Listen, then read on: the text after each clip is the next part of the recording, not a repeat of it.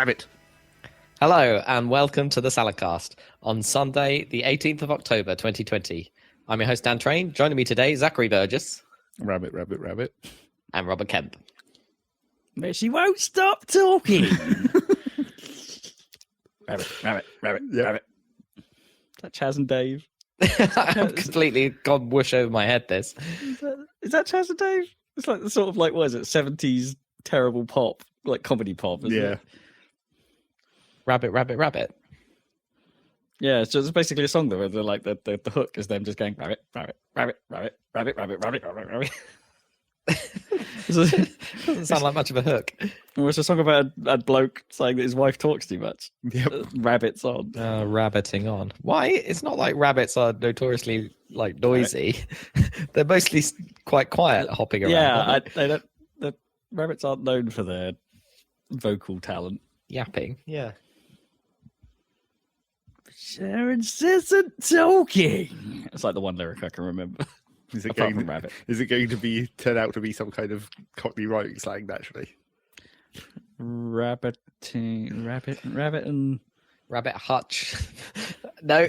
Rabbit. Rabbit What goes with rabbit? That could be. That could be. Oh, no. just some kind of like Cockney food that's like rhymes with talk. Eels. No. Rabbit pie. Rabbit and eel pie. Jelly deals. Filth. I've never had any Cockney jelly deals. No, I never want them. I need to go don't- east. East of Liverpool Street for that. Yeah, there is nothing tempting about that at all.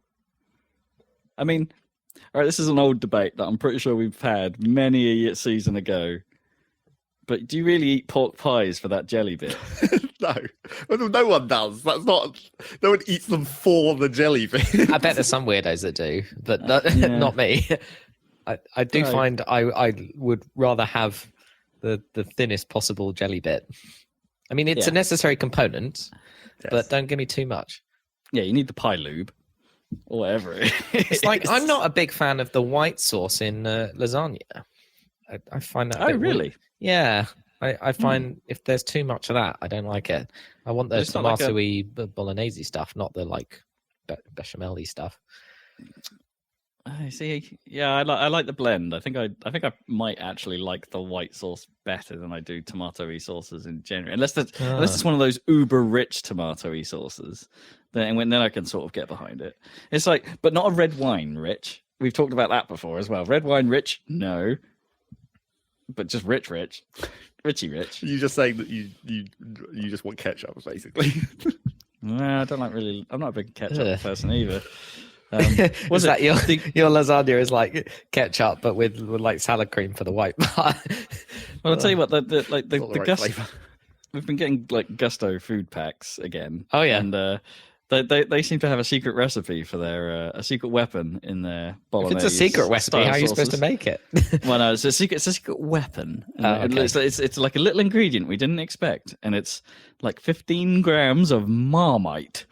Oh yeah, and they do they give you a little sachet of Marmite? How do they It's like a dispense it? little, you know, like the little dip pots you get from like Right, Pizza yeah, Hut yeah, It's yeah. a buffet Yeah. Marmite capsule. or whatever. Yeah, But how do you get it out of the pot when it's so sticky, Marmite? You must have to like squeeze it or like press Marmite it out isn't of the little that pot. bad, really. Like real Marmite.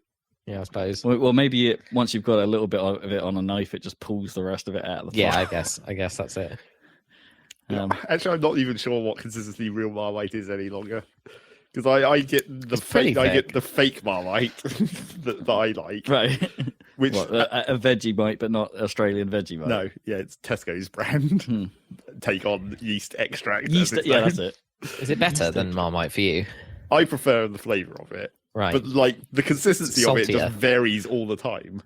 Like they're terrible at keeping the right Quality consistent control. consistency. Like sometimes it's hella runny, sometimes it's not, and I prefer it when it's not because it makes it much easier to get out of the jar without dribbling it goddamn everywhere.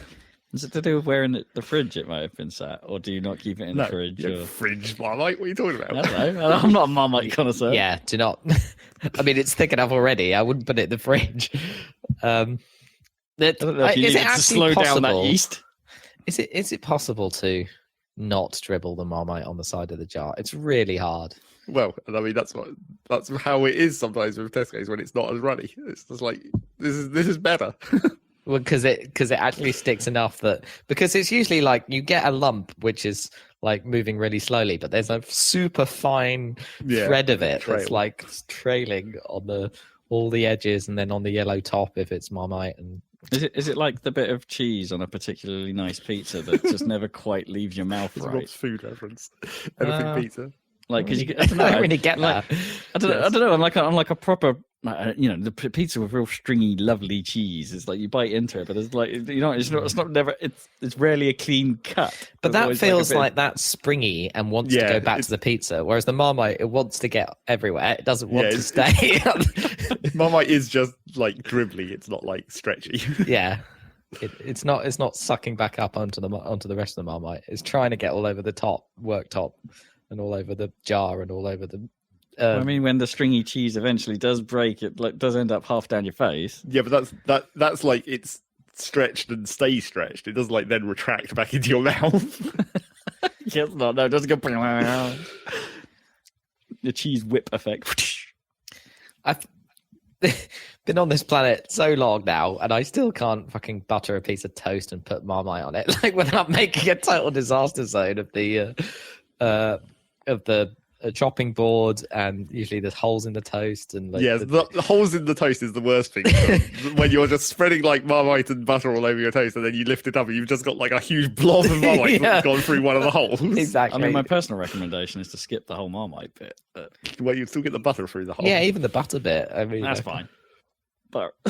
But the worst thing about butter on toast, if you're in terms of like holes and like spillages, is if you put slightly too much butter on your toast and then you're eating it, and then it dribbles down your arm, but you don't know because it's body temperature. Yeah, so you just finish eating and you're like, you've got a whole line of butter spilled down your arm. Fat down your arm. Yeah.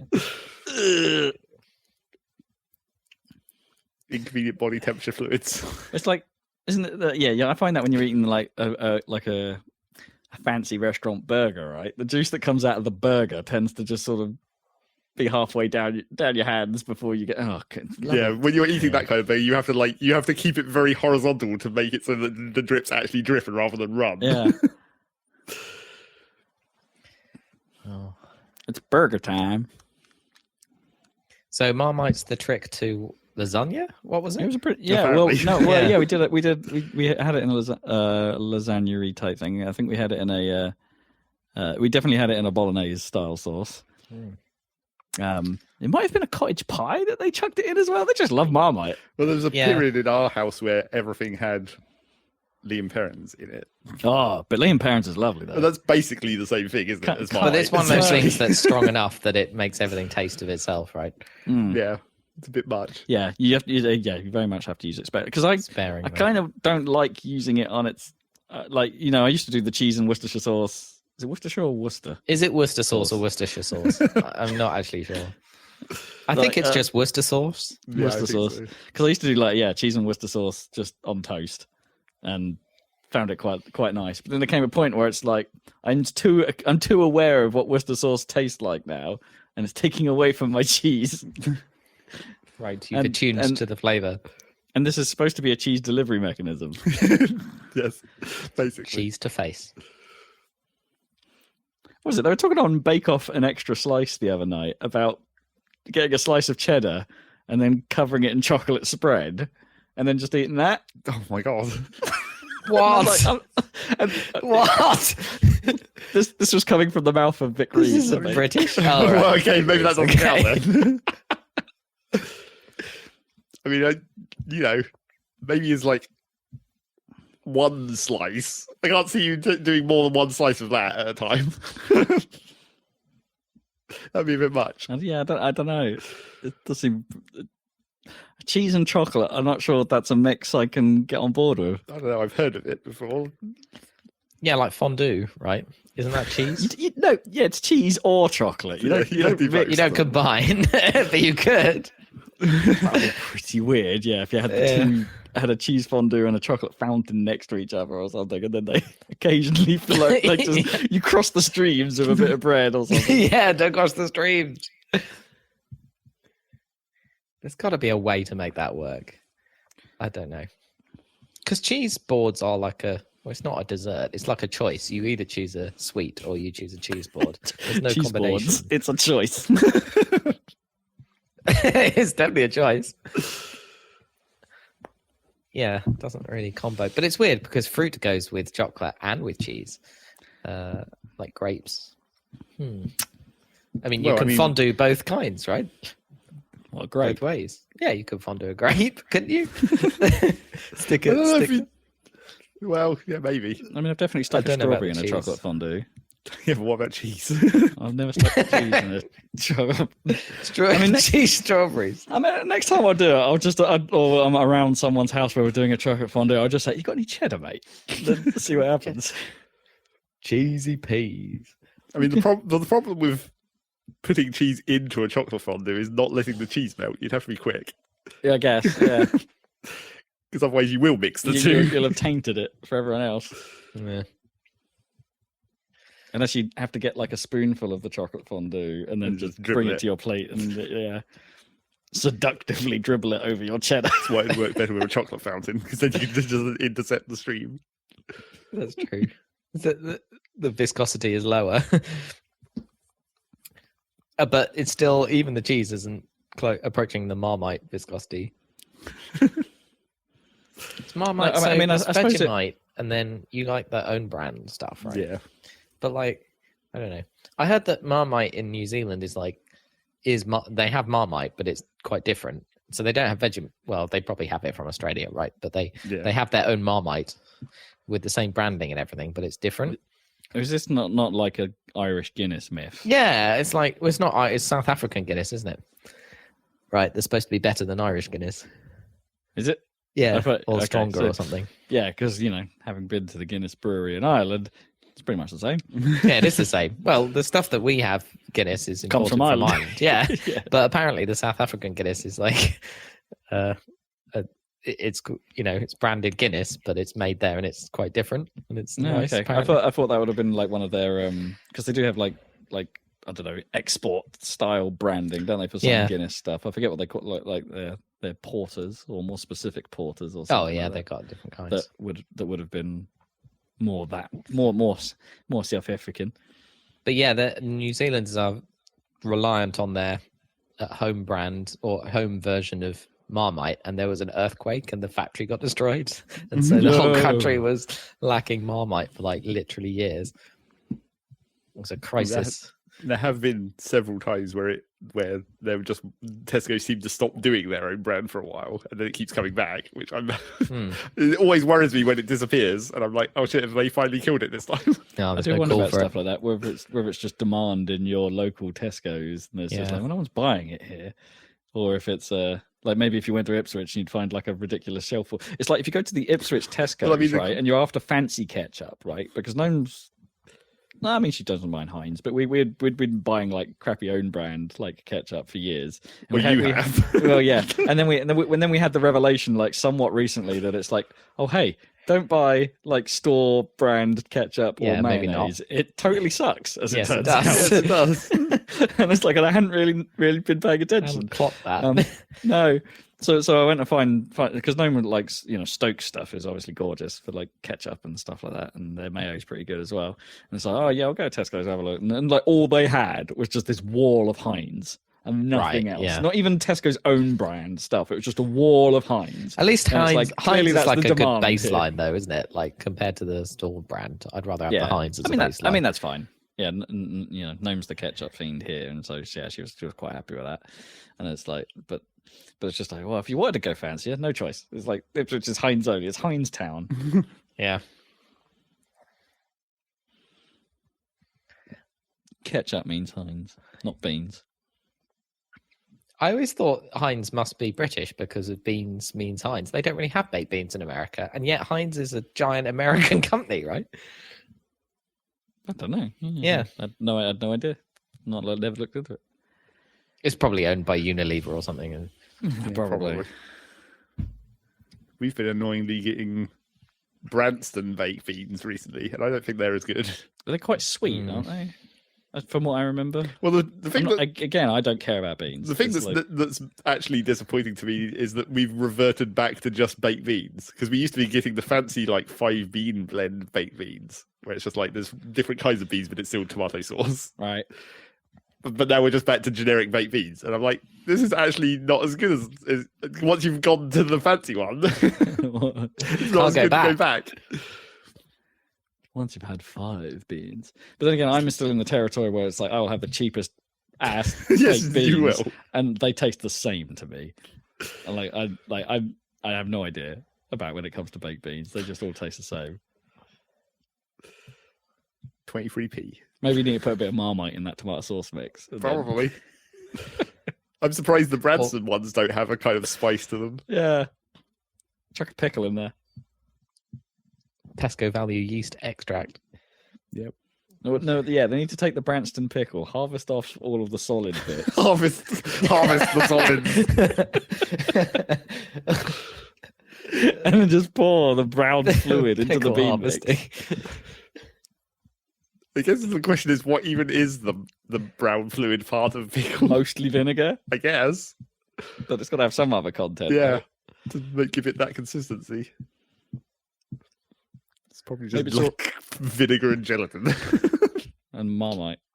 It's already got Marmite in it. Probably. Some kind of dark malt. Oh wait, that's Guinness again. Food. Yeah, that's the food segment of our podcast, apparently. How's the God, we shouldn't have done that. It's going fine. The top might already be becoming quite loose, though. Which is no. What? Plastic kettles. I definitely poured it and the top opened slightly and started leaking.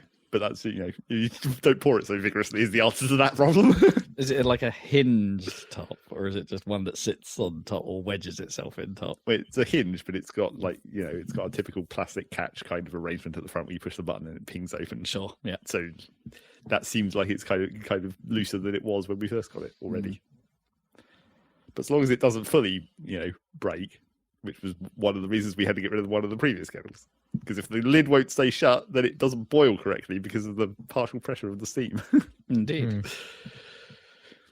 That's why they say put pan lids on your pans. It boils quicker. Keeps the steam in. Pressure. Pressure. Something like that, anyway. Yep. Science. Science. About the extent to which we use science in our day-to-day lives. Or at least apply science knowledge. I'm gonna put this out there, right? And I was speaking to a Londonian such as yourself, Dan. Londonian. What's London's opinion of science? London's opinion? Do they trust it? I don't know. I think I know what London's opinion of anything is. Because if if their ability to trust the science on pandemic measures is anything to go by, London sucks. Really? I mean, it was pretty bad when Noam and I were there yesterday. Well, the trouble is that they've. The thing is, it's like what's it called? Like observer effect, isn't it? Like the only people you see in central London are the idiots that would go into central London. So I'm not going to be there. So and the other problem is classic human nature problem of if you're about to introduce a restriction and you give people that much warning, of course they're going to go and do whatever the fuck they want at the last possible moment. Exactly. Yeah. Or even the day after, as it was yesterday, I suppose. Well, sure. There'll be some overlap. Brief interlude. Sound engineer Rob suggests we might need to turn Dan down a touch. You were clipping a little there. I don't know. It sounded when you talk normally, it's fine, but when you get loud, it gets loud. Oh. Well, how am I going to turn it down without fucking with the settings? We've just discussed how dodgy that is. I don't know. Apologies, listeners, if this sounds a bit weird in edit. You'll have to just normalize it and hope that it doesn't get cut off. Yeah, it's fine. It's not so bad as long as we don't talk over each other so much. Dan might sound a bit compressed. That's all. A bit fuzzy. Sorry. Just noticing. Just paying attention. I shouldn't look at the waveforms. I should talk into the mic. Yeah, that too. I should microphone. If I get right up in the mic, then I'm normalizing myself, right, by being right here. That looks much louder. I'm matching Dan now. So anyway, London. Yeah. Well, I mean, you're I not a big fan of like crowds at the best of times, to be honest. No, I'm not. I'm not hugely. What's the opposite of crowd averse here? It's like I don't embrace everyone I see in the crowd being like, "Way." It's but and London's obviously clearly going to be busy, but it's like I'm sort of statistically in my head, it seemed like the moron level was higher. Because right. I don't know, there was one point where I'm sat on the tube and it's like there's enough space for everyone in the tube, but it wasn't busy. It was fine. So then this couple comes and sits right next to me, not even multiple chairs, just idiots. One. Yeah, and it's like at least they were maskers, so that's fine because there were plenty of people allowed to not wear a mask. Exactly. People can't idiots. Read, and it feels like because we had to go through Westfield because that's where we parked to get into London, and it's like there's massive signs out the front saying face coverings should be worn at all times in Westfield. And then you get into Westfield and it's about maybe 60% of people are wearing them. Bloody idiots. And then you've got staff members, like the security team, in fact, who are doing that thing where they wear them just below their noses. Yeah, that's the worst. What it's so are annoying. Doing? I don't know. It's just idiots. It's just like London stresses me out. Like just for whatever reason, it stresses me out. And then having to layer on this extra level of like I am judging you. It's like I'm getting quite. It was a bit painful for me, honestly. Yeah. Well, I mean, I'm a Londoner, and I've only been on the deep level tube once since March. I'm sorry, Londonian. Sorry, I'm a Londonian. I'm a Londonistanian. And I just don't go in the centre. I did get their bus occasionally. It's not so bad. But yeah, to try. I mean, it was busy in some places. Obviously, when you're walking down roads and stuff, whatever, that's going to happen. Yeah, you're outside. It's less of an issue. But when you're inside, and there's blatant warnings everywhere, and it's like use your heads, people. Yeah, this is my official Saladcast message. Use your heads, people. Don't be morons. I think it's I don't know. It's like I guess it's like they're relying on some people being morons and spending money in shops, and all the sensible people staying at home and staying alive. Exactly. It's like a Darwin Award. Let the morons spend all their money before they die, and then everyone else can continue to have money afterwards. Yeah, that's the idea. I'm not falling for that trap. Oh boy. Because it's all like you're not allowed to like socialize with people like indoors, and you can only meet up to 6 people outdoors, but you can still like pubs are still open, shops are still open. It's they're trying to quote unquote balance, but it's like if you're not a moron, then just buy stuff online. Yeah, I mean we're order some takeaway.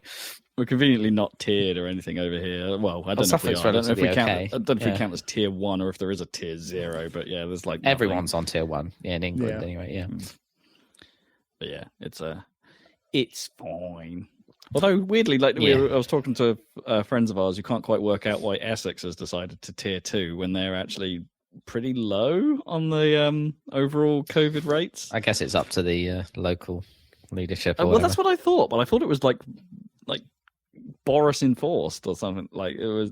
I don't know. As in central, the tiers were decided centrally. But... Well, they decided to devolve it, right, and give the power to the local leaders, and consequently, they're in a big bust-up with all the local leaders, like anti-Burnham or whatever. Sort it out. It's just so dumb. Not quite as screwed as America is with their local state level situation, but yeah, that's true. Isn't Florida the place to be because they don't care? Well, it depends what you mean by the place to be. Yeah, it's the place to be if you want a early demise. But you'll have a great time until then. I mean, Florida's famously full of really elderly retirees, right? So that's their plan. Clean out the old people. It's also the swing state in the election, right? Well, at this point, it might be. Yeah. It has been for years. Yeah, but it might not be because he might have done so badly at like mistreating the elderly people in Florida by inviting coronavirus in that they might actually vote. Who knows what's going to happen? Him. Yeah, it's a mess. We shall it's see. A mess. Who knows? But I'll be glad for it to fucking be over. I know we're not even American, and I'm still fed up with it. Oh really? I don't feel like I don't feel like I've been bashed around the head with it quite so much. Yeah, it's not been as bad because there's been other shit going on. Yeah. That's the one advantage of having a pandemic going on is it pushes the American news down slightly. Also, it's not quite so mad because simply because we're in the UK. Always, it must be way worse for Americans right now. Yeah. But like if you'd like your news mildly varied, but we only have to last another 3-ish weeks, and then we'll be fine.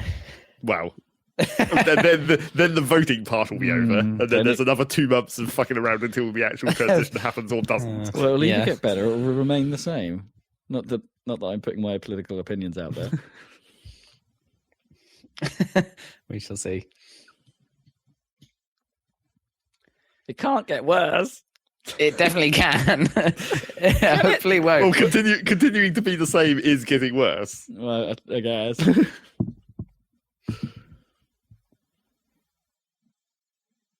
I guess. I don't know. No. Right, from world news. That's our politics segment. Yeah, okay, we've done food, we've done politics. Let's go to something which is all about having fun and never involves any kind of political turmoil or the video game industry. The most welcoming community on the planet. Yeah, exactly. So do we want to start with the bit of news that I just remembered, which is not really news, but is totally fucked up in that way? Oh, goody. Go on then. It's only really sort of tangentially related to video games, even, I guess. But there's been an incident of accusations of sexual misconduct at Rooster Teeth. Oh, really? That's a shame. What's with all these, like, I don't know, big YouTube channels and weird shit like that, like Screen Junkies, even the Yogscast, like the British one, like it's weird. I mean, it's not just YouTube channels, though, is it? It's like the whole industry is under a bit of fire for this stuff at the moment. Yeah, just like there's load. I mean, if you think of just the last couple of years, the number of like misconduct cases that have come out, even Cards Against Humanity, man, like that. Oh yeah, Cards Against Humanity, yeah. Well, at a certain level, it's always been the classic like fame breeds bad people kind of situation. Sure. It brings out the worst of people. Yeah. And also you could argue that any kind of tech sector, including games, is still pretty male oriented. Yeah. Whether it should be or not. But yeah, so this allegation came out. And I think it's the only reason I bring it up is because it's kind of a slightly weirder situation with them specifically, because if you were like a single person situation, like how Pro Jared did before he kind of got out, fixed that situation, not all the allegations were true or whatever, and he made a comeback. When it's just one, well, I don't know if he made a comeback. He's back. He's back. Yeah, which is a bit of a shame because that's what happens, right? Even if you're falsely accused of things, it's like you still get. You're still a bit tarnished. Yeah, but like when it's a single person, it's just like, sure, they just go away and that's fine. But when it's the Rooster Teeth situation where it's like basically all of their stuff is more than one person. Right, yeah. And they're like, and the going theory at the moment is they may choose to purge basically everything that person was in, which is basically like 80% of their 12 years of content. Oh, God. So who knows what they'll actually do? Better hurry up and watch Ruby. Yeah, that's the one thing that I was thinking about from Rob's perspective is like, I guess in Ruby's case, it's actually kind of easy to fix because you could just redub his voice lines. And that oh, I guess, yeah, you could do. That wouldn't be too bad. But so the video content. What are we talking? Is it one of their like major and like their internal guys? Yeah, like, one of the fairly, prominent people. Okay. Yeah. Not naming any names. Yeah, sure. But yeah. He's been in a lot of their YouTube content over the last 12 years, and if they do decide to purge it, it's going to really fuck up their YouTube channel, that's for sure. Yeah, no, I hope they'll put the effort in to redub stuff, because it depends how they, this comes back to that whole separating the art from the artist thing. Yeah. How crucial was he to the creative process in putting these things together? If he's just a voice artist, then all right, fine, you can rip him out these days, no harm. But yeah, if he was key And maybe it doesn't matter when it's a team. I don't know. Who knows? Yeah, it's a conscience matter at that point. Yeah, it's like how do you feel about Kevin Spacey films these days? You know, how do you feel about Bill Cosby? Yeah. But yeah, that's a kind of unique-ish situation for you. Well, not that unique, but kind of weird situation for a YouTube, because it's not like a TV program where you just stop showing it. All those videos are still there forever. Well, and generally you could argue it's different for YouTube because it's a team, one person in a team, rather than most YouTube, which is a guy. Yeah. Or most bad stories you hear about YouTube tends to be a guy. So that's the bad news for the week. Okay, good. Now let's move on to some less shitty news. The bad news. Yeah, that's a bugger. I like Rooster Teeth.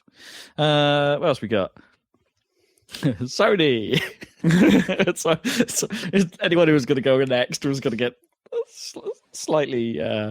You should have gone with Amazon on that one. I suppose it could have gone with Amazon. Yeah. Bad news time. Let's start with the bad news. Amazon. Crucible. That ill-fated multiplayer shooter game that came out once and then got like 0 views on Twitch, which seems to be the metric for people liking things these days. It's the only thing anyone cares about. Well, for Amazon, I'm sure it is. Yeah. Yeah. So they semi-canned it at the time and put it back into closed beta status, where it has, in fairness, been continually worked on since then, and the small community of players that are allowed to play it have been pretty positive on the changes that have been made. However, whatever they're doing, it's not enough. And I don't know if it was... I can't say I know if it was an Amazon decision or if it was a studio decision, but they are probably an Amazon decision. They are no longer working on that game at all. It will die. We'll never see Crucible again. So what? It lasted a week in real life. Yeah, pretty much. For most players, and now it's gone. Fortunately, it doesn't seem like the team are being disbanded. They are being transitioned to work on a different Amazon Game Studio project. Their MMO called New World, which I don't think we've seen anything of. But hey, it's an MMO. Are those still a thing? Like. Just calling it an MMO doesn't really give you enough information at this point. It's like, what sort of MMO? Is it a World of Warcraft, which I think is slowly declining, or is it a Final Fantasy 14, which is doing all right? Are there many other like trad MMOs that do all right these days? I mean, I know there's populations in most, but like Old Republic. Yeah, Old Republic still has a bit of a pop. I mean, I'm sure Guild Wars still has its base. Yeah, but are they as big, or are we declining? I mean, they're not in the news as much. I mean, the only one that probably the most stable one as ever is always Eve, because somehow they always just maintain their population. Yeah. Whenever you see the numbers, it's like, it's still about 13 to 20,000. Yep. I mean, that's not huge by any yeah. means, but it's been that for pretty much forever. Yeah, it's a very steady. As long as they can keep that number, it's steady, and it's still a paid MMO, right? So they're still making all that. There is free options in Eve now, so maybe the fact that it is still the same number actually does imply that they're making less money because of all there will be free accounts included in that same number. But how many of those Eve players have multiple accounts, or does that player count include other? No, that's when I say that number, I mean like literally how many people are on the server, not actual player numbers, which is probably like 10 times that essentially. Because probably they're not all on at the same time. Oh, I see. Yeah. Yeah. Okay. So they're running the math. They're probably doing more than 20,000 times $15 or whatever it is. Yeah. Yeah. All right. Yeah. So that's that. Better luck next time, Amazon. I wonder whatever happened to Double Helix. I'm just like putting that out there because they got bought after they made Killer Instinct, which is a fighting game I really quite like. And before Iron Galaxy took over it, and then I'm not bad mouthing Iron Galaxy there. It's still good, but they didn't fuck it up. No, but I liked what they did with that, and we haven't heard from them since Amazon picked them up. I don't think, unless they got disbanded and turned into some other studio. Yeah, or integrated. Yeah. Amazon. Their Prime Day sucked this year, by the way. It's like it was delayed from like summer until like last week, and it's like unless you were in the market for a Ring camera, which turns out I sort of kind of turns out you were. They had some pretty good deals. Yeah, so I picked up one of those. What's a Ring camera? The one with the light around it? No, that's the doorbells. Oh, Ring the is doorbell. the brand. Oh, sorry. Yeah. Ring. Ring. Okay. Exactly. Not ring, banana phone. Unless you can make it play that. That's what we were discussing beforehand. It's like, if you're going to buy a fancy technological doorbell, you want to be able to program it to play whatever you want. Yeah. I was saying, friends of mine have got a turkey noise. So just the inside of the house starts going, which is pretty great. Yeah, that was the one, that doesn't like, sound great.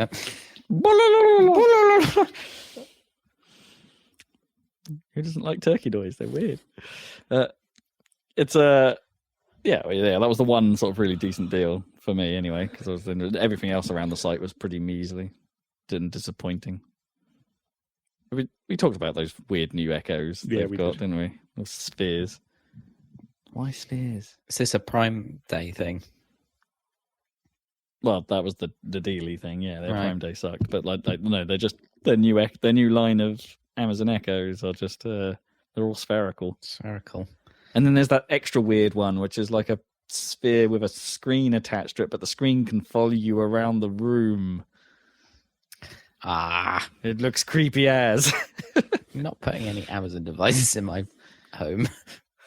I'm filling my home with Amazon. Jeff Bezos. Yeah, I don't know. I'm not his biggest fan either, but who am I a fan of these days? Honestly. Yeah. Patrick Stewart. There we go. He's still cool.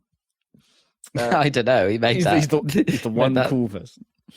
Picard series. That was not good. That was all right. I'm defending it partially, even if it is a huge Mass Effect ripoff. Other news: Sega 1060.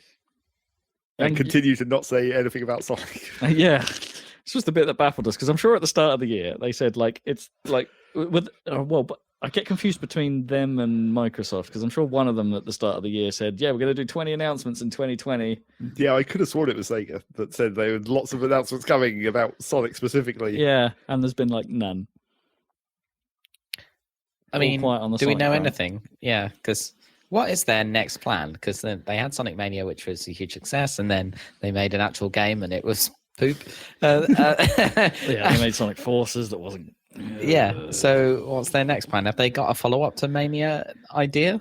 Nothing announced, but like there's rumors flying around that they are doing a Mania 2. I mean, I think that was rumored in the background, but not necessarily with Christian Whitehead at the helm this time, that they were just taking his tech. I mean, theoretically, you'd think that would be quite easy. It's just like a sprite sheet. You just make a level out of it. I guess. Well, I don't know if like them and... I think he was working on something else, was the thing. He got pulled onto different projects, so he's not available for Mania 2. And was it Hothead Games? I think him and Hothead are working on... No, Hothead, not Hothead. Hothead with the... Headcanon is what you're thinking of. Yes, yeah, Hothead with the Range-Slick Precipice of Darkness episode 3. Where or something like that, anyway. Something like that. Anyway, yeah, I seem to remember they weren't available right now. So, yeah, who knows what's happening with that. I want them to make Sonic CD 2. Yeah. I want to bring back that mechanic, the time travel mechanic. Go weird. It's a cool idea in theory. Go weird with it, yeah. You have to work out how to make that work. If you can integrate it in a way so you don't have to do the cutaway and the loading pause and all that stuff that Sonic CD had to do at the time. Make it less contrived of how to get into the time travel state. And yeah. I think there's something you could do something real interesting with that. Especially if there's like the whole good bad future mechanic, but it's really dynamic. Like like less binary. Yeah, so it switches between good and bad or other ways, like in bizarre ways during the level, or it can be very like zoned to bits of level depending on what you do there. Yeah, could be fascinating. That's a really cool idea. Although I was pretty happy with them just making a straight Sonic game. Honestly. Well, yeah, obviously. But basically, what we're saying is like just get Christian Whitehead and that team who made Mania to do any of the 2D Sonics another version of. Yeah. Like Rush or any of them. Because I mean, they've got they've had the movie, in between all this. You'd think that would raise. They'll make a Sonic the movie the game. Well, I'm just saying that it raises Sonic's profile a little bit. You'd think in pop culture. Sure. I mean, he's in Fall Guys now. They've made a Sonic the Hedgehog Fall Guys costume. Oh, everyone barely counts. I mean, if he's not in Fortnite, he doesn't exist. I don't know if Sonic's been in Fortnite yet. Yeah. That could be quite fun, actually. Like Fortnite's art style with a bit of Sonic running around in it. Yeah, but it wouldn't be literally Sonic, would it? No, you could have one player being Sonic, right? And everyone has to shoot him. he's like the golden snitch of the. Well, you're going back to Monday Night Combat with whatever the hell that guy was called. The mascot dude. Oh, just the mascot. Oh, I can't remember his name.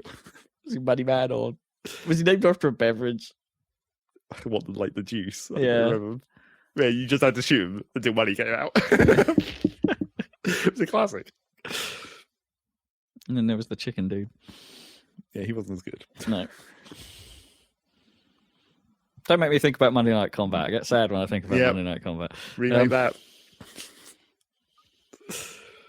So Sega is 60. Sega is 60. And there's no Sonic. They've been doing sort of rolling sales. Well, it's been like one sale, but they keep changing some of the stuff that's in it, I think, over the course of the last week or so.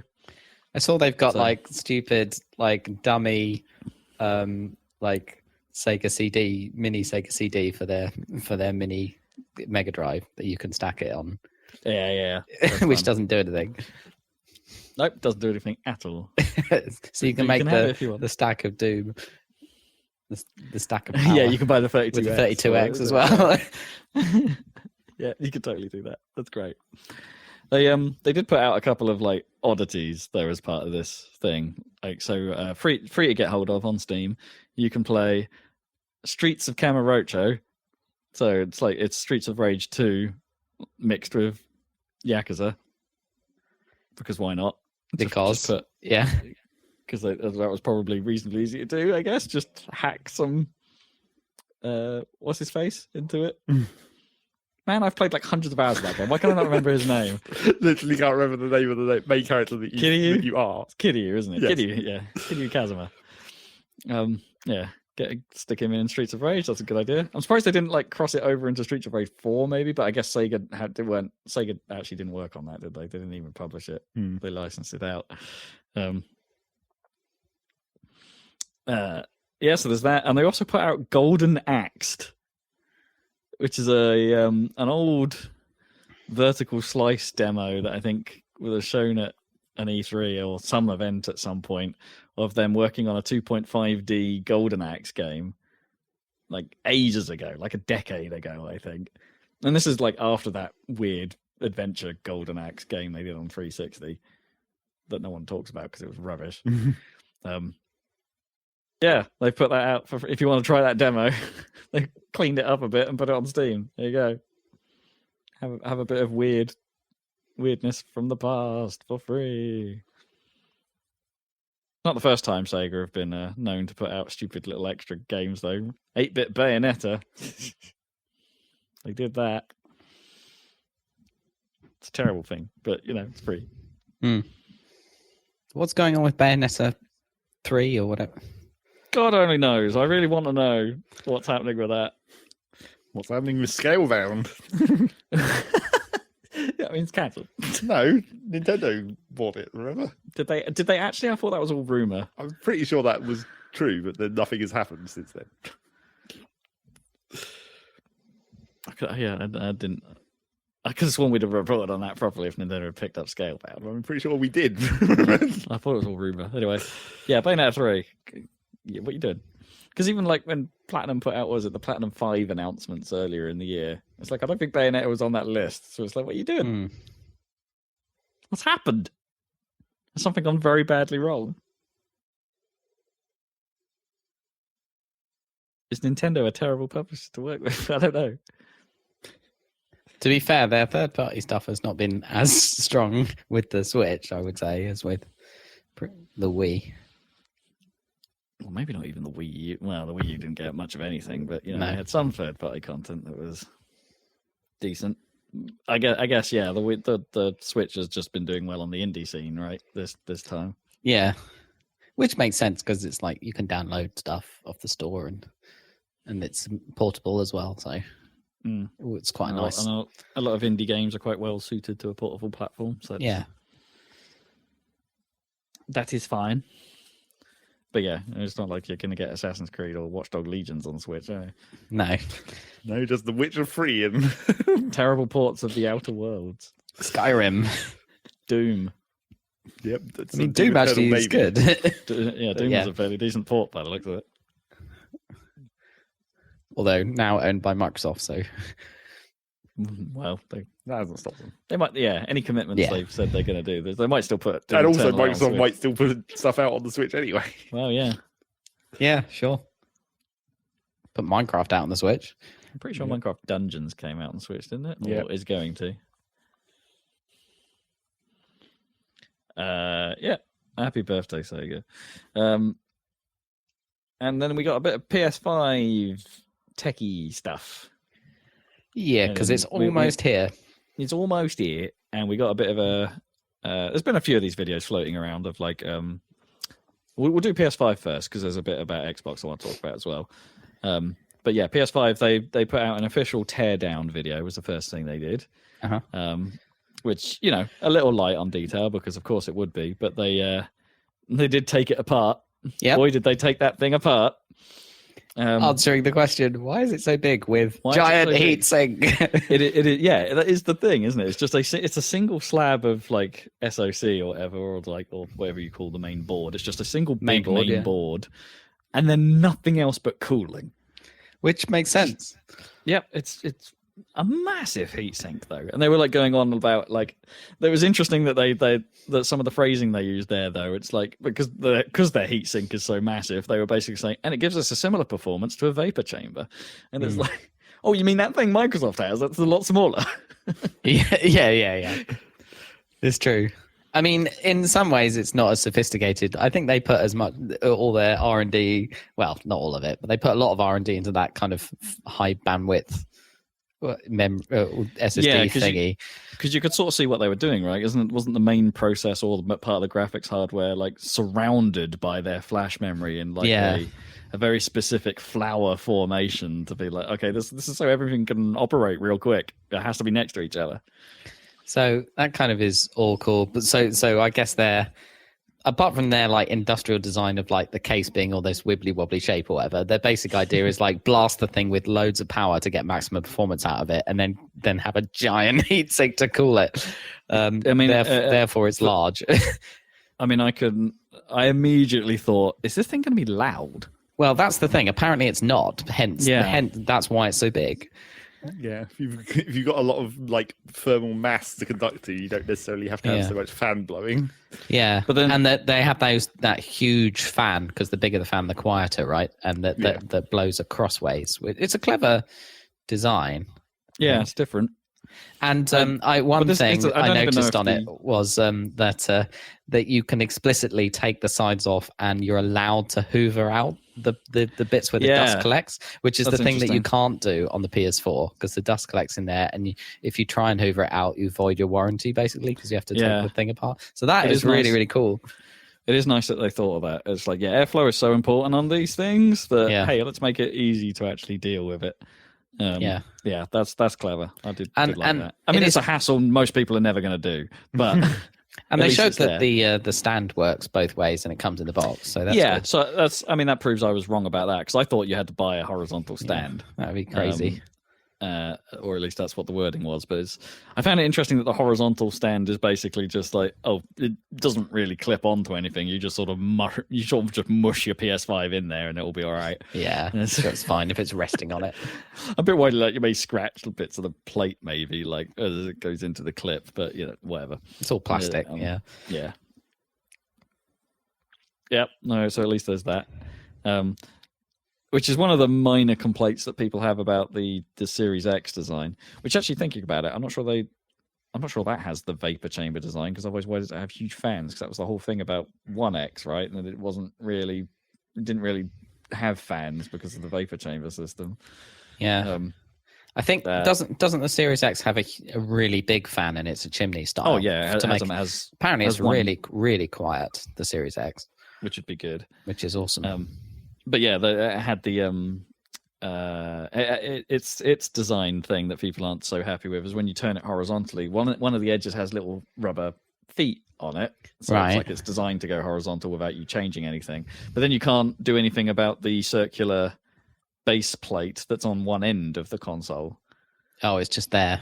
It's just there, yeah. So you're always going to have that little circle bit on one edge. I wonder if it'll be a little bit louder sideways because you don't get the chimney effect. Well, I don't. Yeah, who knows how effective that really is? Because you're still getting all the intakes are still open. Assuming that left edge is still open, because it intakes from the bottom and the back. Yeah. If it was standing vertically, it would be intaking from the bottom and the back. So maybe when you put it on the side, you're actually freeing up intake a bit because it's not having to come through the bottom. Because depending on where you put it in your rig, you might have an opened left side. So maybe that actually improves airflow because it can just intake easier. Like, I don't know. I don't know if that's a thing. My air fluid dynamics. Is it fluid dynamics? I do know that air dynamics, thermodynamics. Yeah. No. Thermodynamics is just where it goes up, right? It's like that's chimney effect, but I don't know how much of a difference that actually realistically makes.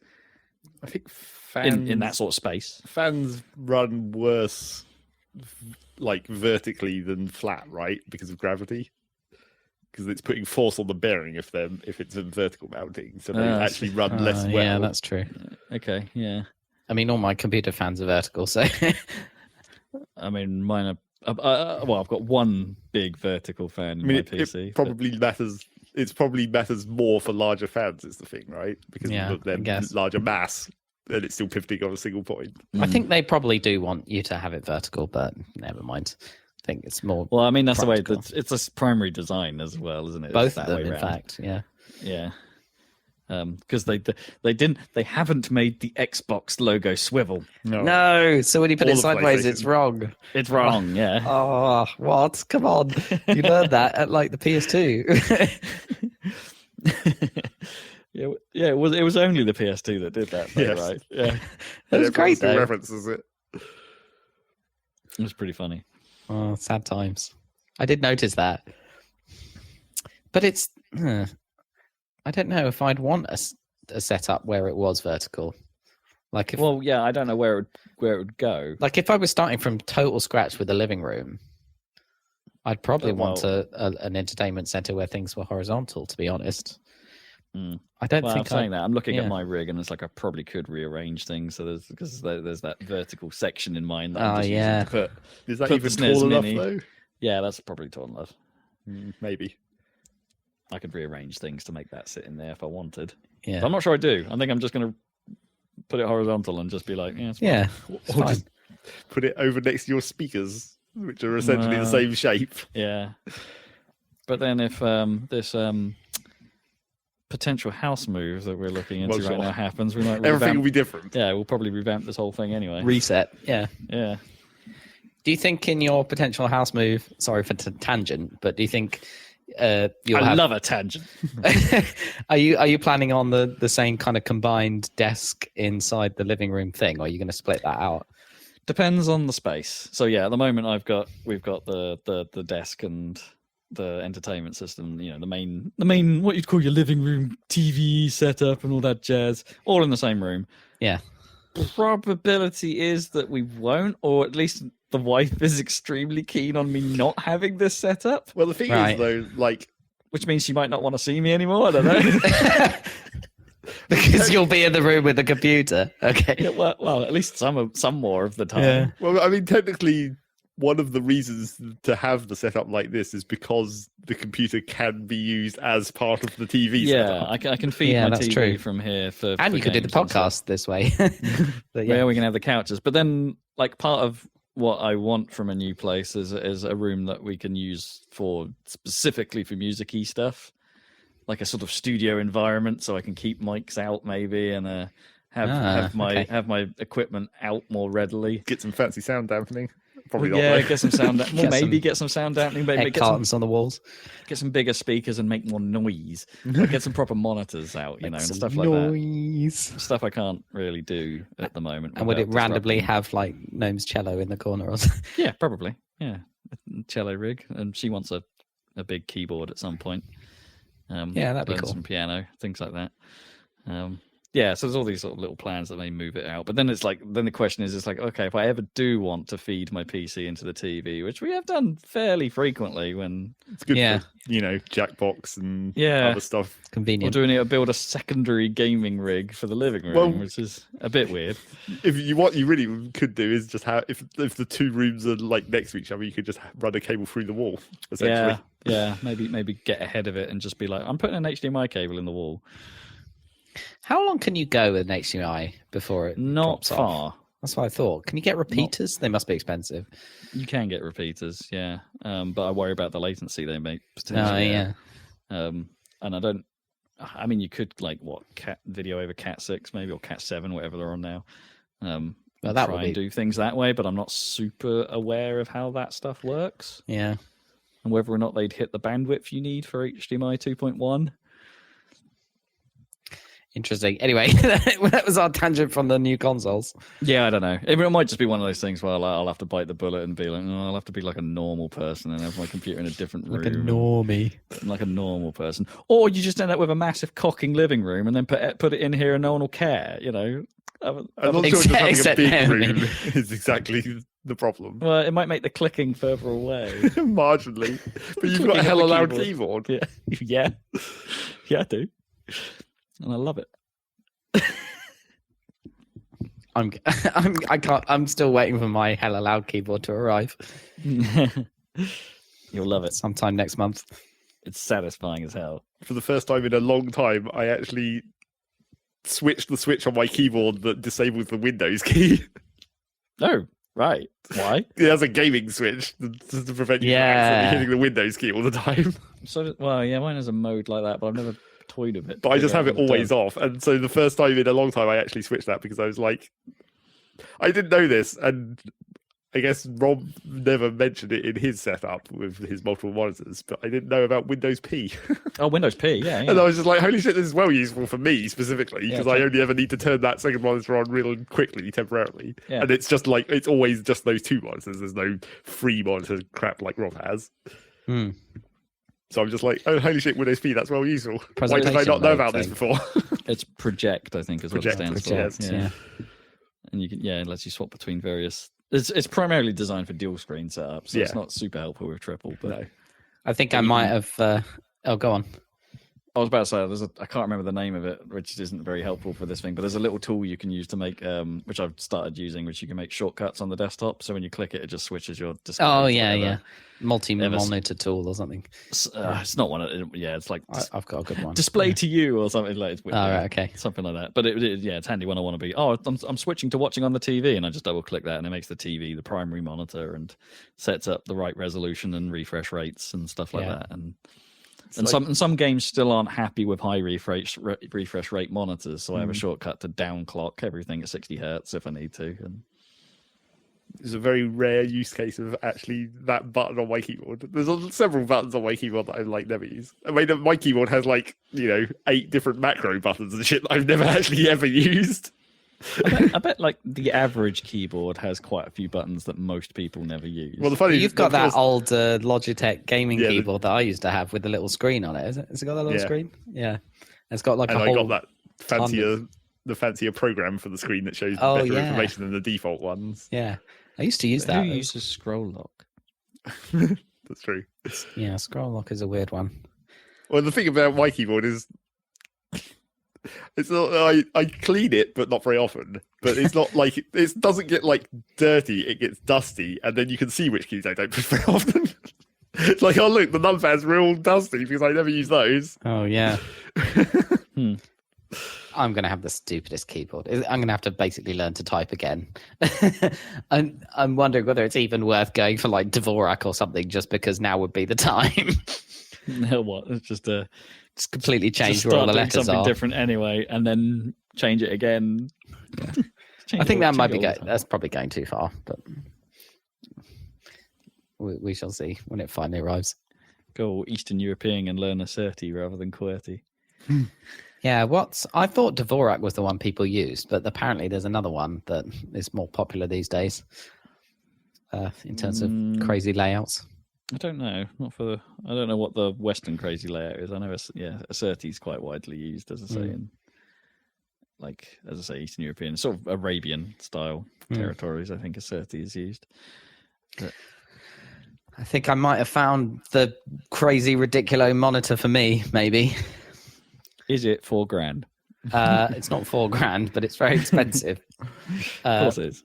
But I think it's got the combination, because I was like, it's not, because what I was thinking was like, well, I might as well go for like the density of a 4K display, but I want ultra wide, and or not ultra wide, but 21:9, not like the S9 or whatever, which is even wider, the stupid one. But I think I'd like it a bit curved, because I used curved monitors at the bank, and it was actually good for productivity and stuff, and it'd be good for games as well, I expect. But that doesn't exist just yet, whatever. And then I've Googled around, and there is this resolution, which is like QHD plus, and there's an LG monitor, which is that. So it's the right aspect ratio. So it's 1440 high, but wide, effectively, isn't it QHD plus? No, this is actually 1600 high.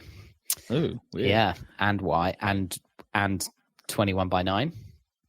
So it's higher density again, but so the number of pixels is just shy of like a 4K number of pixels for like a 16:9 display, but it's wide, and it's higher, which I think would be good. You'd be able to view more of a web page at once, and it's curved, and it's 144 hertz, and it's G-Sync minimum compatibility or whatever, tier 1 compatibility.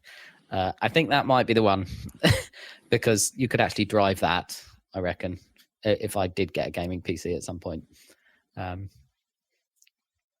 And it wouldn't be insane, because the resolution I was thinking of holding out for would be 4K but wide, which would be too much. That's just under 5K pixels, which is just a bit insane. Yeah, and there's not really gaming spec ones at that size. No, they're only 60 hertz, and also it's flat as well. The one that was made. So I think this curved one looks like it could be the ticket.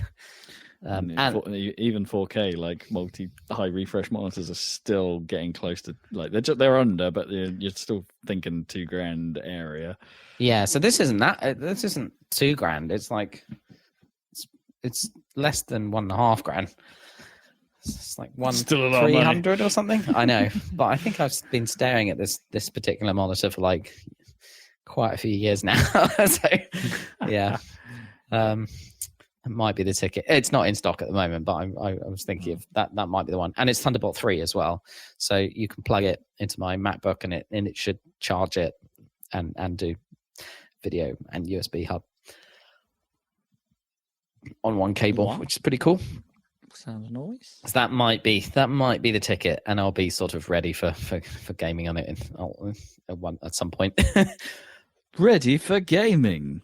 Because I reckon 144 hertz as well is probably quite nice just in general. Yeah. Or 120 hertz, just for dragging stuff around your desktop. I get very used to it very quickly. Yeah. And then move back to my work machine sometimes, and all like, okay. 60. All right, okay. Does it make because presumably it makes like smooth scrolling and everything a bit smoother? Yeah, and you're just moving everything. Your mouse around. You just notice it on the mouse. Just literally everything, yeah. So I feel like that might be the sweet spot, that monitor. That's why they're trying to push like some mobiles now as being 120 hertz. Yeah, and it's also the reason why I'm not going to get this new iPhone, because they don't have the one feature that I wanted, which was the 120 hertz screen. 120. Yeah, it's got everything else. the MagSafe thing. Did you see the announcement of the iPhone stuff? No. There's not much. I mean, I like the design because they've gone back to the kind of the classic iPhone 4, which you had, right? Okay. The sort of square side. the sort of square-sided one, which is nice. So it looks nice, but I keep mine in the case anyway, so it doesn't make much difference to me. And I also like there's their product lineup. You know, since last year they've had the iPhone and the iPhone Pro, right? But this time around, the Pro really is only better because of the cameras. And since I don't care about the cameras, I'm perfectly happy to get the normal one. It's not like it's got more power in it or anything. They've just attached another lens or two. No, same power, another lens. It's different materials, like it's stainless steel around the side instead of aluminium. But I keep mine in the case, so I don't mind if it's aluminium. Be lighter. Magnesium. But they added this dumb feature. So basically, like they were trying to make a wireless charger, Apple, like a pad. It was called, I can't remember what it's called, Apple Air Power or something. But they that sounds right. Yeah, they're right. Unusually for Apple, they actually cancelled it after announcing it because they couldn't make it work. And the problem, and I've got one of the third-party, Qi chargers. And my one is like flat on the desk, which is the idea is you're supposed to just put the phone down. But of course, you have to really line up the coils. Like that's why those ones that are more stand-like are a bit better because you can't help but line it up by just putting it on the stand. The phone has to be the right way up, and then it just goes. Which is what I do with my I've got a Samsung Qi charger, and that's how I that's perfectly fine. But if you want one flat on the desk, it doesn't work very well because you have to really line it up. So, and I think what they were trying to do with the Air Power was like have lots of coils so that you didn't have to precisely line it up, or not that precisely, but vaguely. And they failed to make it work as a product. So what they've done is they've put a bunch of magnets on the classic Apple. They put a bunch of magnets on the back of the phone so you can snap it to a charger, just like the watch. And hilariously, they've called the feature MagSafe, which is so stupid. Isn't that what they called the same thing for their magnetic power socket? Exactly. MagSafe sockets. Exactly. So the MagSafe was the brilliant feature of the power for laptops being magnetic, which they removed when they went everything to USB-C, and everyone was sad because it was such an awesome feature. And now they've branded this thing MagSafe, even though the whole point of safe was. The idea was, as I saw someone comment on Reddit, was so that your laptop didn't get yeeted right, yeah. When your dog caught the power cable. That was the idea of MagSafe. That was the safe idea. I mean, theoretically, the magnets might slightly prevent your phone from being shoved off a table by a cat. I guess, yeah. But then, and they also had a whole thing about how they've got super strong glass or whatever. But they always say that. Mega glass. There are so many gorillas in this glass. Did they throw something at it and have it immediately break? Yep. Elon Musk. But yeah, the feature they're excited about is there are magnets on the back of the phone, so you can snap to the right place for the wireless charging, and also you can randomly snap other pointless accessories to your phone. Can you stick your phone to a fridge? Yeah, that would be great. I bet you can, right? Because it's like rare earth magnets. I made a smart fridge out of my phone. So dumb. Yeah. So might be a case of wait till next year when they have the actual display with the 120 hertz. Wipe your credit cards. Yes. That's the well, that was it problem. because they actually showed like clipping a wallet accessory to the back with a card in it. Yeah, so that obviously is intended that you can keep a credit card right next to it. Because they actually showed that working fine. Everyone always forgets that magnets fuck shit up. Yeah.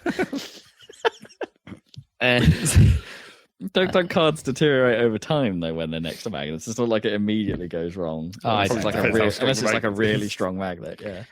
I don't know if they probably thought about it, given that it's one of the most popular products on the planet. But we'll see. No, I don't know. It wouldn't be the first time they've made some slight cock-ups. And I guess the other thing is it's got 5G or whatever. But it's like, yeah, fine. And they, for some reason, they showed off their new graphics chip by having them played League of Legends. That was the one. Is it like game you used. unless if it's like full on League of Legends? It was full on League of Legends, yeah. Then I guess that's something. Yeah, it was kind of cool. They couldn't play Fortnite.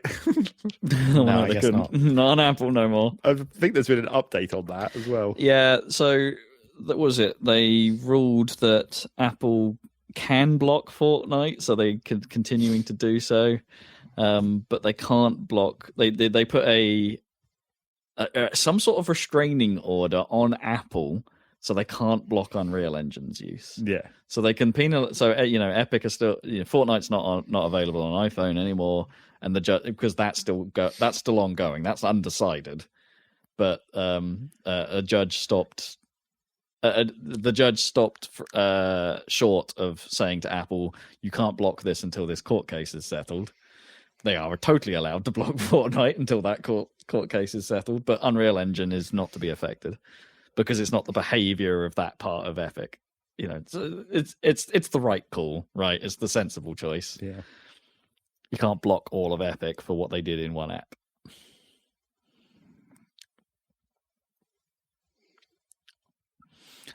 So that's where that's landed. I got a bit annoyed, like talking about like mobile phone stuff. It's like there's a bit about 5G in the Samsung are putting out some new variant of the Galaxy phones, and it's haven't really been paying attention, but there's a bit in the ad where it just says 5G for gamers for the win, and it's got like some rally game that they're playing, and it's like, how does that make much difference? Like 5G doesn't help your graphics performance on your phone. Well, it probably will matter. I don't know about the rally game, but in terms maybe of like it reduces latency, the latency for some games, but then I don't know. I think it's quite a big difference in terms of latency because it's much more like being on Wi-Fi, but just unless they're like indirectly trying to say, "Hey, 5G for users of Stadia." They just need a way to sell it, don't they? Yeah. I mean, it will be amazing because it will be like being on semi-Wi-Fi just everywhere. Ultimately, but it's going to take. But those contracts are proper expensive as well. Oh yeah. 5G totally. coverage is poor currently. Yeah, it's not good at the moment. But I guess the idea is that once it's in all the phones, like the iPhone, that'll encourage even more adoption. But we'll see. I still don't think 4G coverage is particularly great. No, still, I mean, it's in most places. I'm sure in Londonia there's still enough coverage for most places, but I don't know. I still note when I'm driving, occasionally my signal is quite low. Yeah. And my podcast is stuttering. Do you stream I always download my podcasts at home because I forget to download them. Yeah, me too. So every now and then I let it roll. And if I stream my Spotify to my phone. Yeah, me too. Because I want it to have the whole library. Anyway, the PlayStation 5 internals. We did that. So do you want to talk about the UI? Yeah.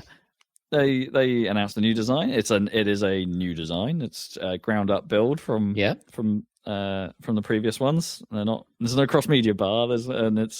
It's sort of similar, I guess, in some respects to PS4. They've borrowed some of the ideas. Like there's a horizontal category selector, still, which you can get to, I think, by pushing up on PS4, and it takes you to a similar looking bar.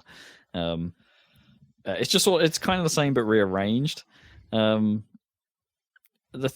are a couple of things like new features that I can't decide if they're good or bad. Basically, so like the stuff they're doing with parties seems to make sense. That the parties are more than just a chat room. It's like they're like a social group now. So we can set up a little happy salad party, for example. Yeah, yeah, exactly. You can see what that group's up to. You can see what anyone in the group. You can invite your group to think. You can share clips to only that group. You can you can invite them to games. You can allow them to watch what you're playing right now, like Google Plus. Yeah, I guess. Yeah. What are you joking? Or even like just Messenger or WhatsApp groups, right? It's that idea, and it's like that stuff's all fine. It's not revolutionary, but I think it's the sort of stuff that Microsoft has been slowly working towards, but didn't quite get there in time. kind of deal. You know what I mean? They were trying to do that kind of stuff with parties and looking for group and all that stuff, but they didn't get to the whole idea of having these separate group things. Not quite there. No, it's not. Interesting. You think Microsoft would be ahead, although they're probably in the same place on Series X. I wouldn't be surprised. I don't know. They haven't talked anything about like these features coming or anything like that. So it's well, I think what this means is Microsoft is going to buy Discord like they bought Skype.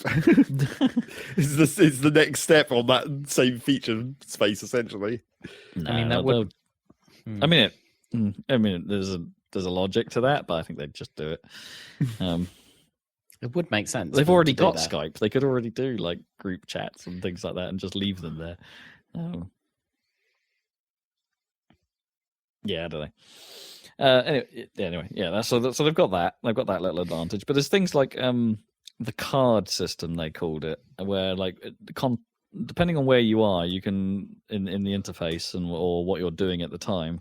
There's a list of cards related to what you're. So if you're in a game, for instance, you get a list of cards suggesting, oh, hey, well, here's an achievement you're close to getting. Do you want to track it? Or here's a hint guide to getting this achievement, which is kind of cool, actually, that it's integrated straight in. Cool. I do quite like that.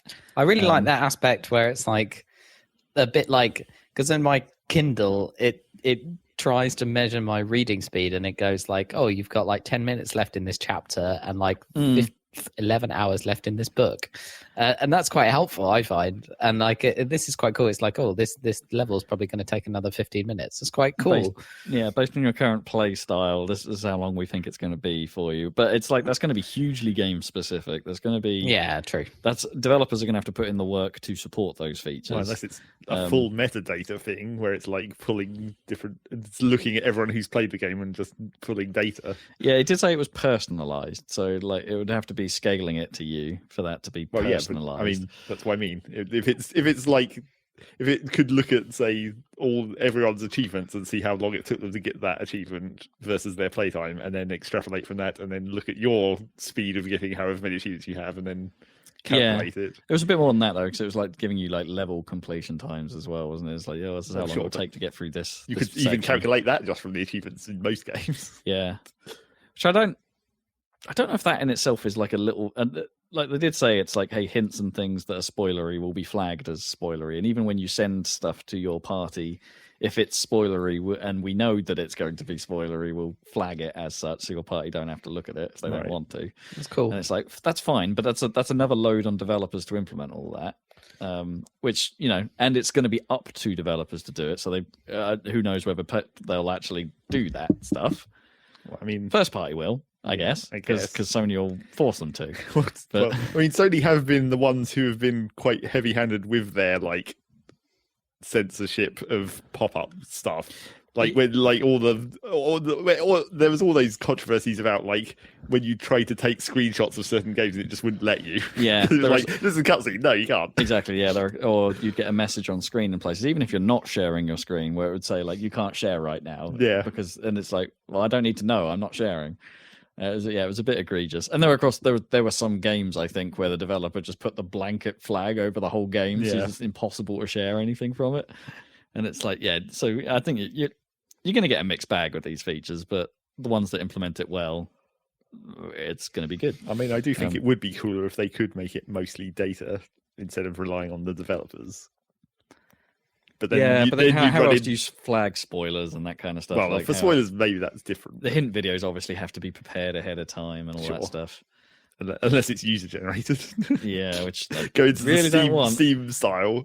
Well, yeah. If I'm gonna say, can I get a hint to this? I'm gonna be like, "What's up, YouTube? It's your boy presenting you with a hot cheat." Well, or you get Steam guides where most of them are just bullshit memes and not actually guides. Yeah. Yeah, I'm not sure I want any of that.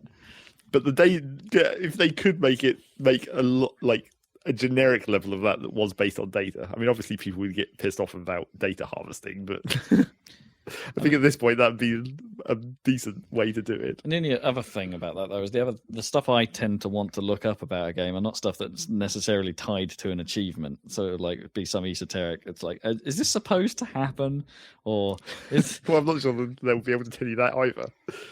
Or like what do I need to, like, where do I find this thing? Like the more question stuff rather than things that are just straight up, oh, how do I get this achievement? And like, the system probably won't be able to cater for that kind of question still. No. But hey, it's a step. It's not a complaint. But as the other part of that card system though, that bothers me though is because it's all context sensitive. If there's something you really want to get access to, I'm a little concerned that it might be or feel a bit random as where you'll find that information. Because there was a bit they showed where it's like, oh hey, you took a screenshot, and it's like, okay, how do I get to the last thing I just did? It's like, well, you go to your card list, and in this case, it just happens to be on the far right about you sharing a thing because it was related to the game you're in and something like that. It's like, all right, where's the gallery or something if I were to get to that standard thing? It must exist. Yeah. I'm just using that as a bad example to be like, okay, for the thing I want to get access to, it could be somewhere in the card list, but maybe not a consistent somewhere. I don't know. I mean, I find that a nightmare on the current PS4. Like, I can never fucking find my downloads list. It's impossible to find the downloads. Isn't like, is it in a one of those like the press the PS button pop up side menu? Like the side one. You can just get to downloads from there. Or... Well, it's not. I mean, I can't remember. Honestly, I never look. Yeah. Anyway, never mind. Trying to get to the downloads in the library is mysteriously difficult on the PS4. Anyway, and I guess, yeah.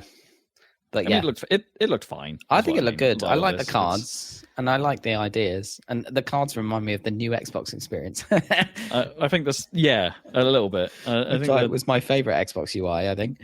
Yeah, the first NXE. You mean? Yeah, after the blades. After the blades, yeah. Yeah, that was a good one.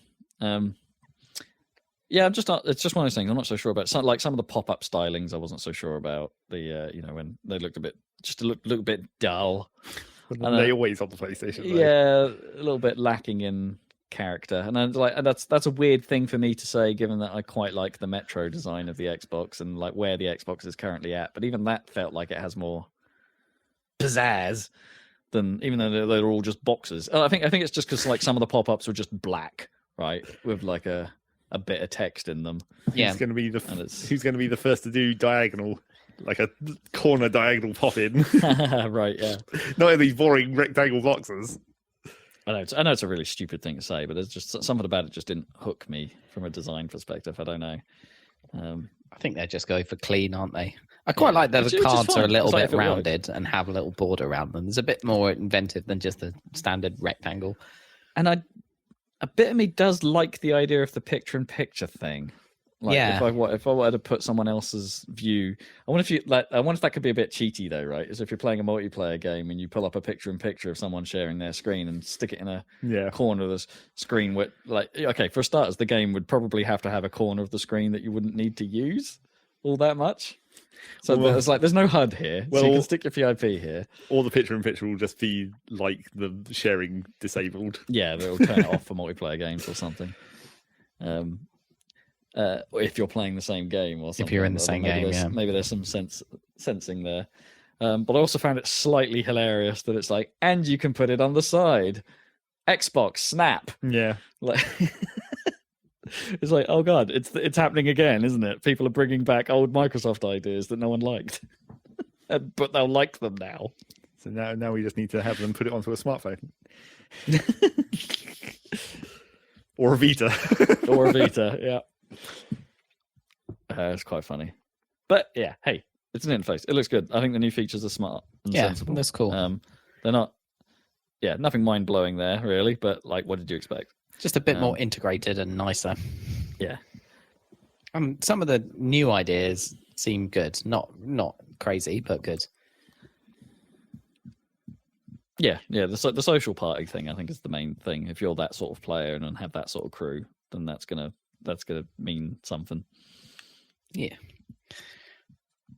Oh, fine. There was a very minor Xbox UI update I noticed this week that I don't think really changes anything at all, other than some of the design styling. I think they're working to bring things about the new consoles and the old consoles together.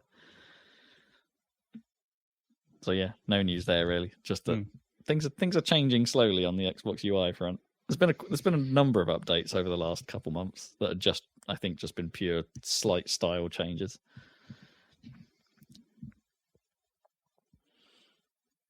But I think we know that the Series X's UI is going to be identical, just faster.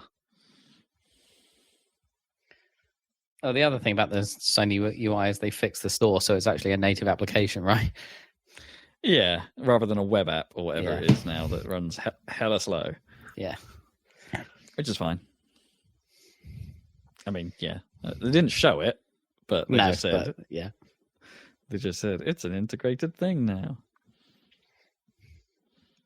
Which, like, I'm not sure I'm against the idea of it being a whole separate app. I think that's the wrong way to say that. It's the fact that it was a separate app on PS4 and was basically just, as I say, was a web app inside the system. So it was just running the website on your PlayStation and didn't run it well. Yeah. I think that was the problem. There's like, you could have built that app better, maybe. Yeah, it's true. Well, whatever works and gives a better experience. Yeah. Okay. Oh, Kat, was that you? Oh my God, Kat's just sat down on me, and then there's a warm smell in the air. Warm smell. Oh dear. Fortunately, it seems to have passed quite quickly, so that's all right. Right, is that the end of the news? Apparently, no. There's one more thing. I want to talk about that Digital Foundry look at Dirt 5. Oh, because they've done, Dirt 5 is probably the first like hands-on time anyone's had with a next-gen game for realsies. Yeah, and like properly let on, and it's like, and so they've done this little teardown of like here's what we found in Dirt 5, and it's like a couple of little bits before we even get to that. I find it interesting that Dirt 5's not being developed by Codemasters' usual teams. Right. They've put Evolution Studios on it, or who were Evolution Studios, who used to make MotorStorm, Drive Club, and more recently Onrush. Yeah. So they're putting that team on this. And they're using that engine, are they? They're using the Onrush engine, yeah. So they're not using Ego anymore. And I get a very arcadey vibe about this in general, right? Like, and it doesn't look very.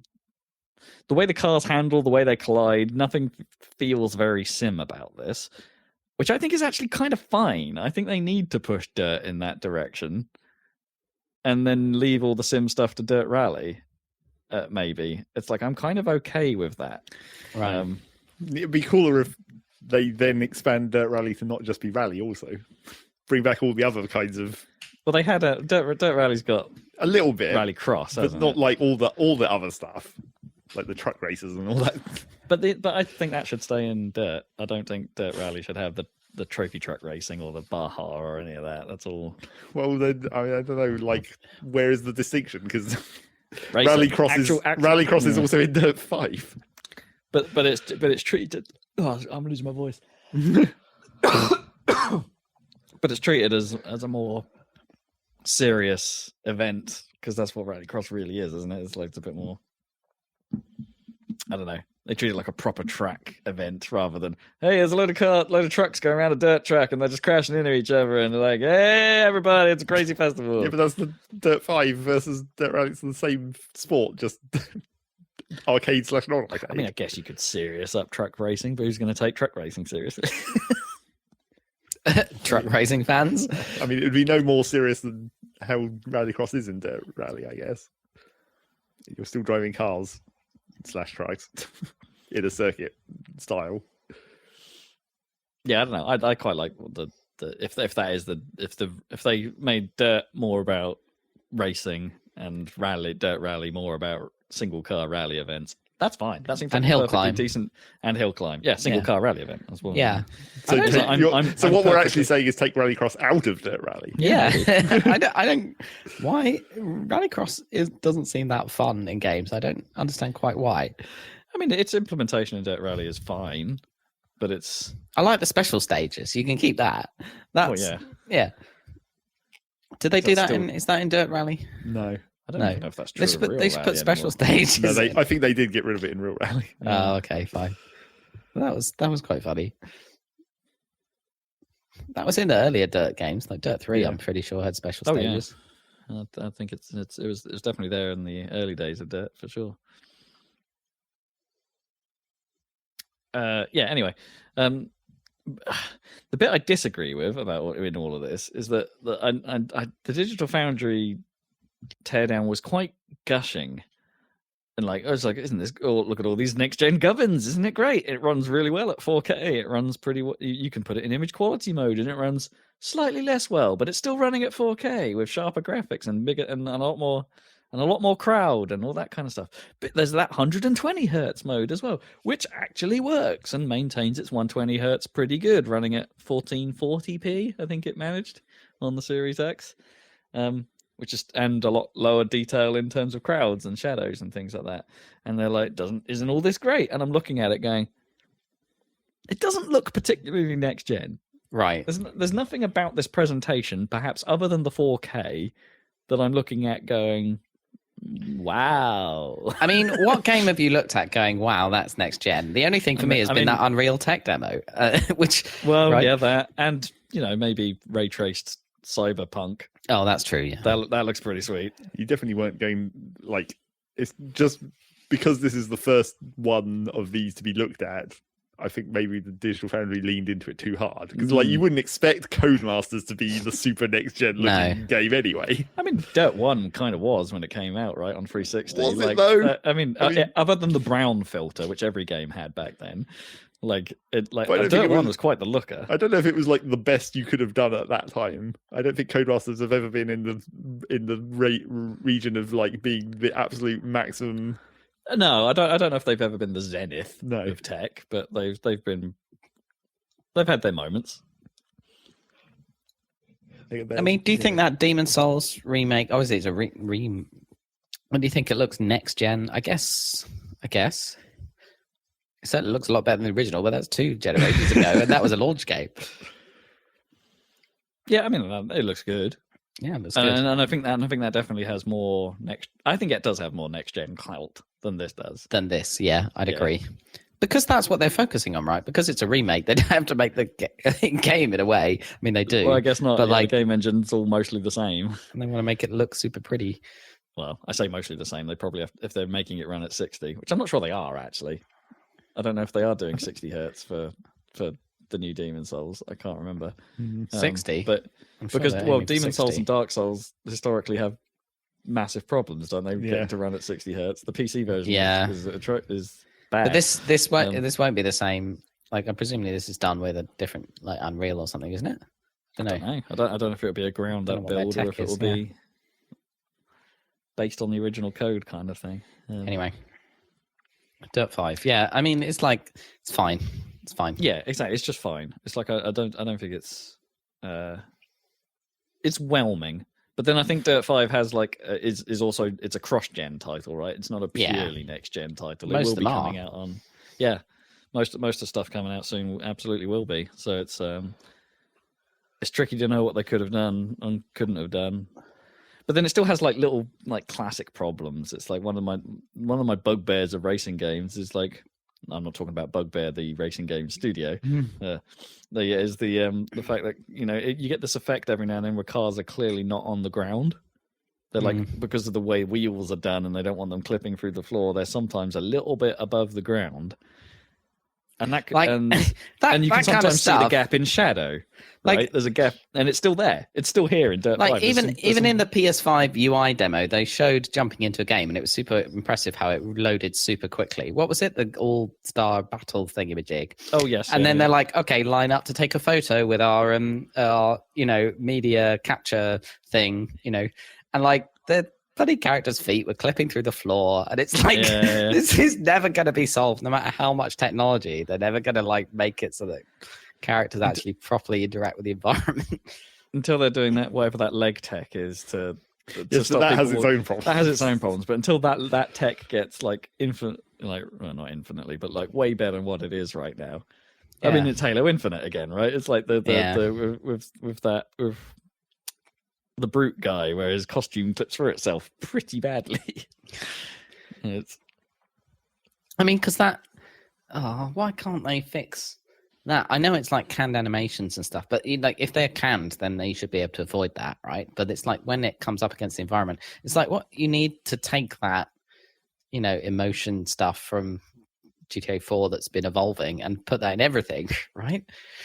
I don't know. I mean, even then, yeah, that's going to have trouble, surely. Because you want your dance to look good, but are you going to get your animators to spend the time to 100% make sure nothing clips? Well, no, it's got to be some kind of machine learning thing, right? It's got to be some kind of AI situation. Anyway. But it's one of those like cost to output things at that point. Yeah, is anyone going to notice? And it's like, well, maybe in the normal game of Destruction All Stars, no, you're probably not. But because they're just standing around dancing. Yeah, fine. Anyway, I just thought it's like if you, the one piece of next gen footage in this whole like Jet Set Radio Future, you leave the characters dancing around for a while. Their arms, because they're weirdly proportioned, they were mocapped, I guess, against actual dancers. It's like their arms are clipping through themselves all over the place. It's hilarious. And like Link's equipment clips through him constantly in Breath of the Wild in an otherwise perfect game. It's just annoying. Clipping's the worst. I mean, parts like clothes and shit clipping through characters isn't going to be solved until you can actually do physical cloth simulation on every bit of clothing. Just literally have your character literally just be the naked model and just have them actually put on items. Fucking next gen. That's what I want, man. That's a bit more than next gen, though. It's like quite a long way into It's gens on gens on gens. Fine. Yeah. Needs so much processing power for that level. How hard can it be? But if the day when that happens, it will be pretty goddamn amazing. Yeah. When you actually have not just like this character is equipping this item, it's like this character is literally putting on this item. Yeah, and this item is falling across this person with the cloth physics at all times, right? Yeah. And it's actually moving and chafing. Chafe tech. Tech. that's going to be an essential for Death Stranding 2. Absolutely. And then Batman's cloak can get ripped up in a new and actual realistic way. Yeah. It's not just a texture change. Come on, think You can big. actually catch on shit. This is what Man, I'm that'd be looking super for. annoying. Yeah, that'd be so funny if his cloak got caught. Like on the realistic environment. Batman cloak would be just like it would just constantly be catching on shit and getting pulled off, and he'd have to keep putting it back on. No cabs. So like you're doing that sort of like thing where he like grabs someone from below, right, like by their neck or whatever, and then strings them up above, and then he realizes his cape is caught in the string he's just tied this guy with, and he's like, Oh, it'd be so cool. One day. There'll be so many comedy games. Human Fall Flat 2 Yeah, is going to be amazing. See, that's the thing. Is there'll like be games where like the only goal is to keep your clothes on until the end of the level. Oh, there's going to be a Japanese anime game about that. Yep, be like Fall Guys, except the grabbing is much worse. The grabbing. Like there'll definitely be a wave, right? Because as soon as the solid body physics became possible to do, like all the games were obsessed with physics, like Half-Life 2 and stuff, for like a whole wave. So that'll happen when that's possible with soft bodies and I mean, soft body's getting there. I mean, even the tech that's in BeamNG and stuff hasn't 100% made its way into things yet. I think Wreckfest uses something similar to that, right? To do its car deformation, but it's not. Because we did have a brief preview of this with like when cloth physics and physics first did, but then that couldn't sustain itself. No. It's still too heavy. I mean, we don't see tress effects all that much, do we? Because it's quite hardcore still to do hair. Yeah. That's it for the news.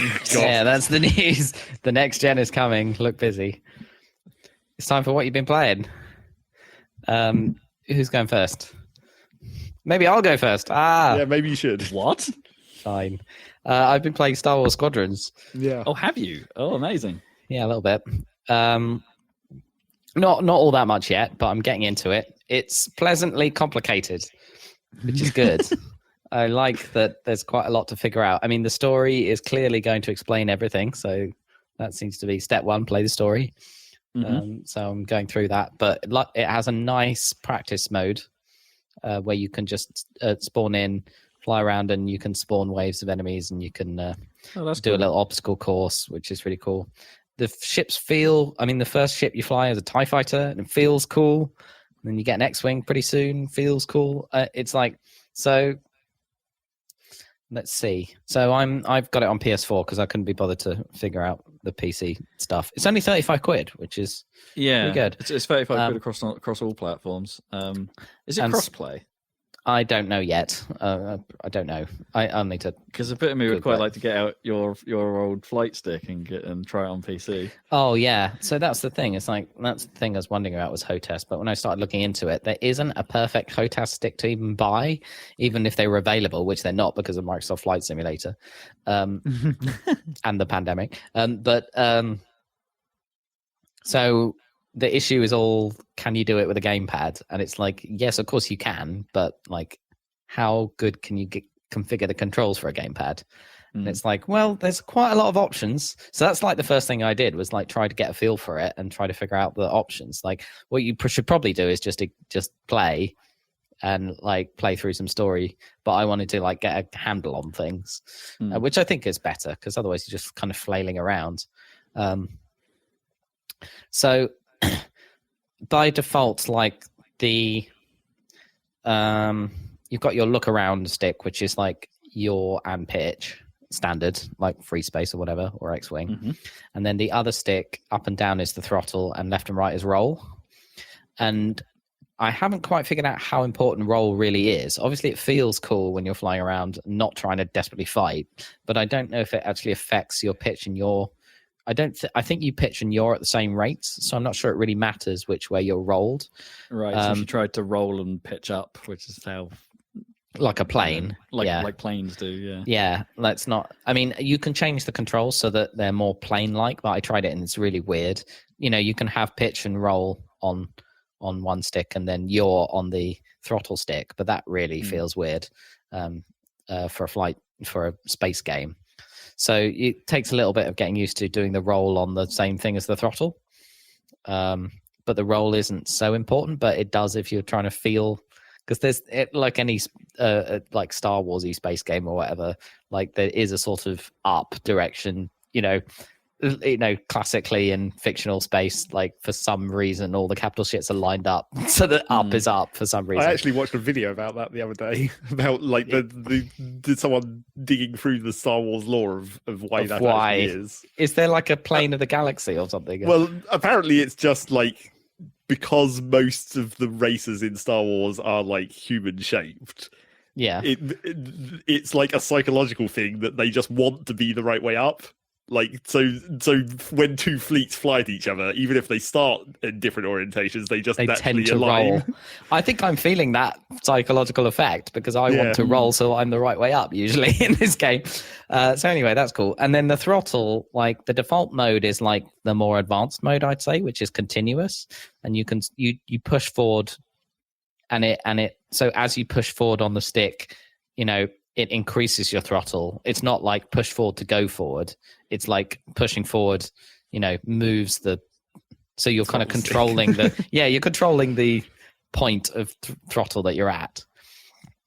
Does that make sense? I'm just trying to say that it's not like push forward and then neutral and then backwards. It's more like, right. you're actually... That was sort of what I was worried about. I feel like in this sort of game, I don't really be holding. Yeah, all the so time. you don't have to do that, but you do have to be aware of your throttle because in a thing I think is pretty cool, you turn fastest when you're at 50% or in the middle of the throttle range, which makes sense. Not at the bottom, and you can stop by going to 0. So, therefore, you have to kind of keep an eye on your throttle because you want to be going quite often between full throttle and like mid throttle. Yeah. And there is options which I haven't played with of like you can change it so that flicking the throttle up and down like increments the throttle in a configurable step even. So, I see. That's kind of cool. Increment if you want. So that's kind of cool. But it's quite important to get a feel for like how long you have to hold down the stick from maximum throttle to get to mid throttle, but it's really prominent on the little UI element, and also there's like sounds telling you when you get to middle throttle, which is quite cool, so you can kind of listen out for that and have it in the corner of your eye. So I'm getting used to that, but I'm definitely still accidentally going to 0 throttle sometimes. So that part's cool. There's a lot going on. I wonder if it makes sense to have the flick be like a whole 50% or something, and just be like full turn. Yeah, exactly. So I haven't tried that yet, but that's like the less advanced mode, obviously. But that's not the default, but you can configure that. So there's that, and then there's a lot of mechanics. So there's the you use the D-pad to set the power management. Okay. So you can flick between balanced and like you can't tune. I think there's some advanced options for doing advanced tuning, but by default, down on the D-pad is balanced, and then like left is full engines and up is full weapons and right is full shields. I see. Right. Yeah. The TIE fighters don't have shields, but they have a different mechanic to balance that out. But if in the ones that have shields, there's also, just like an X-Wing, the balancing of the shield. So you can set your shields forward, backward, and balanced. And just like in those, if you're say you're unbalanced and someone's shooting at you from behind, you lose your rear shield. You can rebalance the shields with a single button press, and that'll transfer some of your shields from fore to aft. So, okay, right. there's quite a lot. I see. So whatever's remaining gets balanced, then. Gets rebalanced. Yeah, and then you can. So that's cool. And then you've got kind of 2 slots. I haven't got as far as all the equipables on the ship, but so far I've got like repair, which is for your hull, which is more important than the TIE fighter, but it's quite important. And then like missiles or whatever, lock on missiles, ion missiles and stuff. But apparently there's quite a lot, so I'm sure I'll learn about that. But yeah, getting a feel for it. One thing I have found is like the first mission and like a few of them starting, it's kind of more fun so far to have dogfights in areas where there's a ton of shit around, like ships to fly around and like junk to like, because if you're just in open space, it does become a bit of the classic death turn thing. Point at thing, point at other thing. Exactly. So that really, having environment around really is quite nice compared to those old games, and it is quite fun. And you do get a feel for like, and if you smash into the environment, you don't explode immediately. Often you like bounce off a bit, but it does hurt you a lot. So it's definitely best not to smash into things. So that's cool. But there is a trick up the game sleeve for the point for the open space thing, which is this boost drift thing. Right. But honestly, I haven't got used to it yet. Like to earn boost, you have to pretty much be in the engine's balanced state. You have to transfer power to engines to even gain boost. Right. But it's looking like being on full engines might be the most sensible thing a lot of the time, because it'll be more maneuverable and it'd be easier to get away from enemies. And then in the TIE fighters, instead of the shields, the mechanic is you can shunt power from like engines to weapons, for example, in a chunk. So you can be on full engines flying around super fast, and then when you need weapons, you can just shunt power to the weapons and then blast someone and then fly off. So I think that might actually be the optimum, well, early stages for me. Sure, but way, because there's quite a lot of management to do, frankly, when you're flying around like crazy. So you get in behind someone, you mean, and then just say, right, now I can shoot, but in order to do that, I'm going to swap some power just as I do it. And then exactly. And then it's like, oh, no, I'm being chased myself now. Peel off. Exactly. Go back to full engines. Fly off. And you do go pretty fast, especially in like the interceptor with like full power to the engines, and with the boost, it's like you can really haul around. So that's cool. But like the situational awareness stuff, I'm not very good at it yet. I don't really. It does have like the classic kind of radar display, or at least half of one. But like, there's too much going on for me to pay attention to. I'm basically focusing on one target at a time without really realizing what else is going on around me. Lock a target, shoot that down. Exactly. So I think if you go into multiplayer with that attitude, you're just going to get exploded instantly. So I have to play a bunch more before I get. But it's pleasantly complicated in terms of like how much you have to think about to play optimally at one time, which is nice. But yeah, I've got loads. I've got to figure out the boost stuff. I've got to figure out. There's also countermeasures for homing missiles. Which is quite straightforward. There's just a dedicated button for that. Sure. And then the targeting, like, there's just a button for like next target, but then there's also like a full wheel for doing like precise targeting of things, like including subsystems of capital ships, just like the old games. Mm-hmm. Except there aren't quite so many insane number of them as there used to be. But that's all cool. So yeah, I'm getting into it, and then the story-wise, it's just started, but it seems like the Rebel one is very cloying and annoyingly like clap happy or whatever, and We're the best. Yeah, and the Imperial one's a little bit more bearable in that regard, but I suppose that's what you might expect. But it was nice when Wedge turned up. No. Do they? Is it like an interleaving structure, or do you pick a campaign? Are they like? No, it seems to be interleaving. Yeah, Okay, yeah. So that's interesting.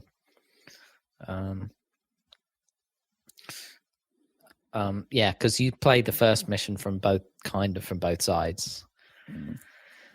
Oh, I see. Well, even in the middle of the mission, it will be like. No. It's like 2 levels, but they're the same event. Oh, kind okay, of. right. Yeah. That'd be kind of funny when in the middle of it, just be like, then you do that cinematic thing where it's like, now you're this guy. Yeah. Grand Theft Auto style. Yeah, so getting into it. I mean, the main thing will be like, is it fun? The game part of it, like the story around it. I don't hold up much high hopes for it being engaging, but that's not that important. It's more like it's not where the effort's been thrown, is it? It's all been thrown on the flight side. Although all the cutscenes are nicely done, especially the ones with all the ships flying around, and all the incidental stuff looks good, fine. It looks good by it's like modern EA Star Wars standards, so. Quite nice. What if it's been forcibly made in Frostbite? I don't know, maybe. It might be Frostbite, for all I know. All EA projects have to be Frostbite, right? Yeah. But yeah, there was one thing, like, I mean, the dialogue is very weird how like each line is clearly recorded separately, and then so there's these really odd pauses between everything anyone says, which is really not in the mission, but like when you're trying to talk to them, like between missions, it's quite weird.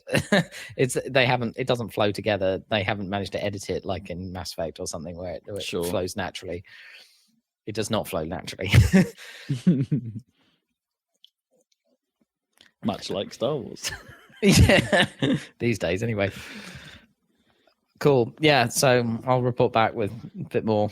I'll play a bit more on that, but first impressions pretty nice, and I think it would definitely benefit from a HOTAS. It's just a question of the right one.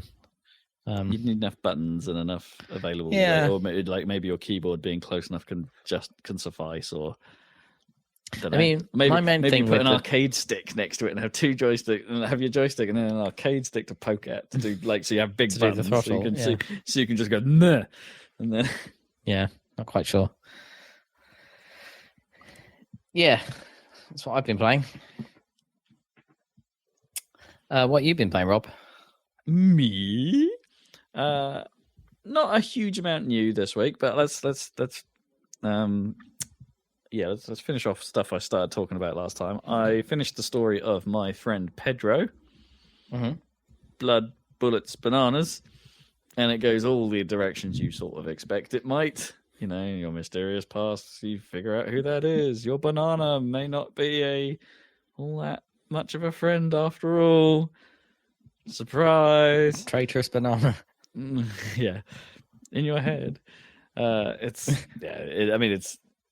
kind of that side of it is exactly kind of what you expect it to be. It's a little bit of a shame that I think that game is it's quite samey all the way through, and that you get some different weapons at certain points, but what you're fighting isn't all that different. Like the most sort of standout change, I suppose, is towards the end where the snipers get introduced, which on harder difficulty modes are just going to take you out in a single shot. So you really do have to be on your dodge game if you're going to try and get through those sections unscathed. And the sniper rifle itself is a pretty damn powerful weapon in your hands, because you can just you sort of get there's a bit of aim assist going on when you're aiming at enemies. So, and the sniper rifle is quite powerful, so you can just sort of go bam, bam, bam, bam, bam, with a sniper rifle, which is really dumb. Yeah, but feels pretty good.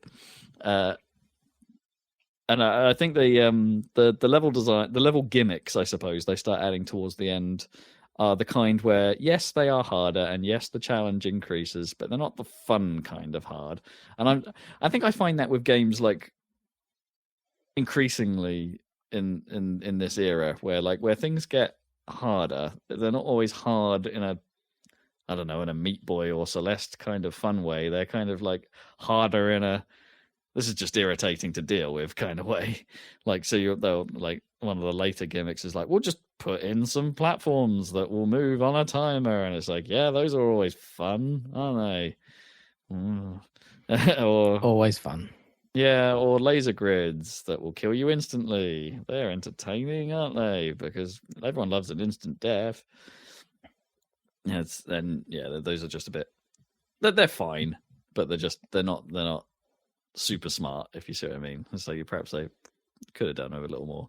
And then there are times where the floatiness of your character is quite hard to judge. Like sometimes you'll make a jump, sometimes you won't, because there's a little bit of momentum to how you move, and the animation does a pretty decent job of keeping up with all the crazy flips you're doing and then trying to put you the right way up. But sometimes it's a little hard to judge whether or not that's going to work or not, which if you're going for rank on some of the levels, that's pretty tricky to do or pretty tricky to judge. Sometimes you can feel like, oh, I made that and it didn't count, or the balance between you doing the dodge move, because the dodge move is sort of on a timer but sort of not, so that if you hold it you stay in the dodge pose for longer than if you tap it, and I find that kind of annoying. I kind of want it to just be a tap and then it play out the entire dodge pose, but you can't be in there indefinitely, so when you come out is something of the dodge you have to judge if you're trying not to get hit. It's just the little bits of the finesse here and there I think are just a little too floaty for a game that seems to be asking for quite a lot of precision. So tighten that stuff up and you'd be onto a winner. And some of the variety of the stages isn't very good towards the end. Really, it's like you end up in a sort of rundown industrial. You start off in a sort of industrial area. You go to a slightly different industrial area, and then you go into some sewers, because every game needs a sewer level, and they say that explicitly. Of course. And then you go to a slightly more used industrial facility. Everything's industrial apart from the one dream sequence, which is bonkers. And and it's like, well, couldn't there have been more of this in a game about a banana in your head, or you're a mystical hover banana thing? You could have gone more mad quite easily, and it would have been fine. Yeah, given the premise. Yeah. That said, it's still fun start to finish. Some of the music is really quite good. I mentioned before, and I'm not disappointed. So it's like they get the last boss. Is quite easy, but they unleash a little bit of the madness that they could potentially have had more of there as well. Yeah, I think I just wanted more. I think My Friend Pedro 2 could be something special. Oh, really? If they but then they kind of set it up that there's probably not going to be one ever. But it's just that thing. I think a little more, if it was had more time in the oven, a little bit more finesse, slightly more ideas of what to do with their mechanics, then it could have been a great game. As it stands, it's just a good game. So well done, you guys. You got into the good category with me, which is sometimes difficult. Well done. Well done. I don't know if I'm going to go back to it to do the whole, do a harder playthrough, or do too much of the harder playthroughs, or do the ranked runs, because they're quite harsh on how to get the S ranks for the levels. They're really quite hard. You need to be a master of keeping the combo meter up. And trying to get through as much of a run as possible without that ever dropping, which is really difficult.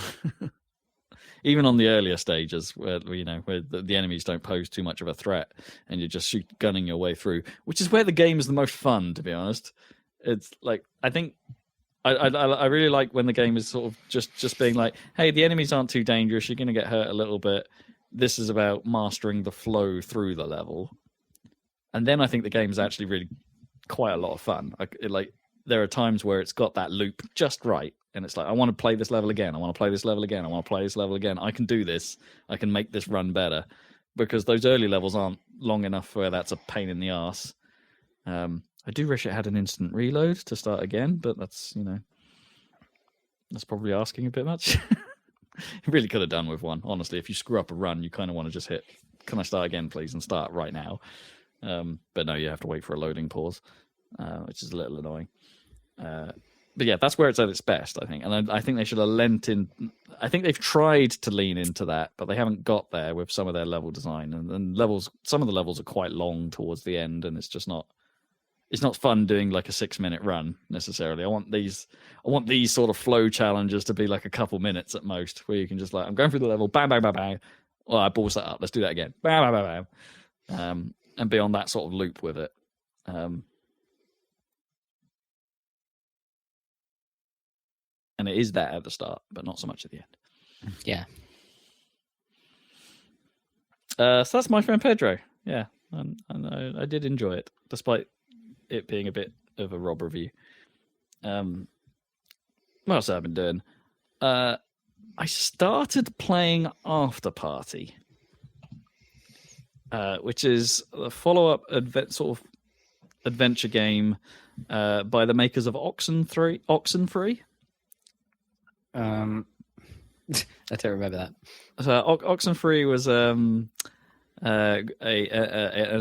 adventure game where you could pick your actions would change the story a little bit in places, and it was about having conversations with people. It was you were teenagers going to visit an island or something, and there was a myth about the island where if you tuned into certain radio frequencies, you could hear things. Right. But actually, what happened is it would have a radio that you could tune into certain frequencies and things, and then supernatural bad stuff started to happen. And And I quite enjoyed my time with Oxenfree. I thought it was a decent experience. A little bit too much backtracking, but in the environment, but a well-crafted experience. Good stuff.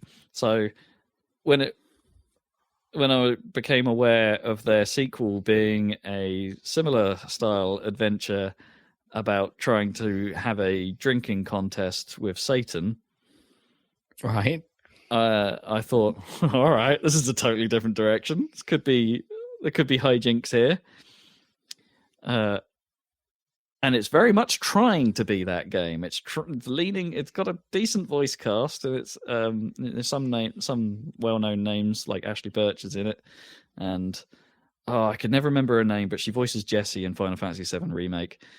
She's in quite a lot of stuff. Yeah, there's some names in this thing from video game voice acting world. But man, does it not hit. It's so dull. Yeah. Unbelievably. I've played quite a few hours of this thing. Oh no. I'm bored. It's like I did it in 2 sessions. Did the first session and I thought, well, this is just all set up, right?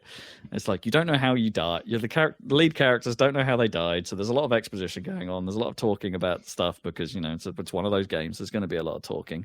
But my problem with this is it's like the tone is like the worst elements of millennialness, or like everyone. I don't know if there's a sentence that can be ended without someone just tailing off with so.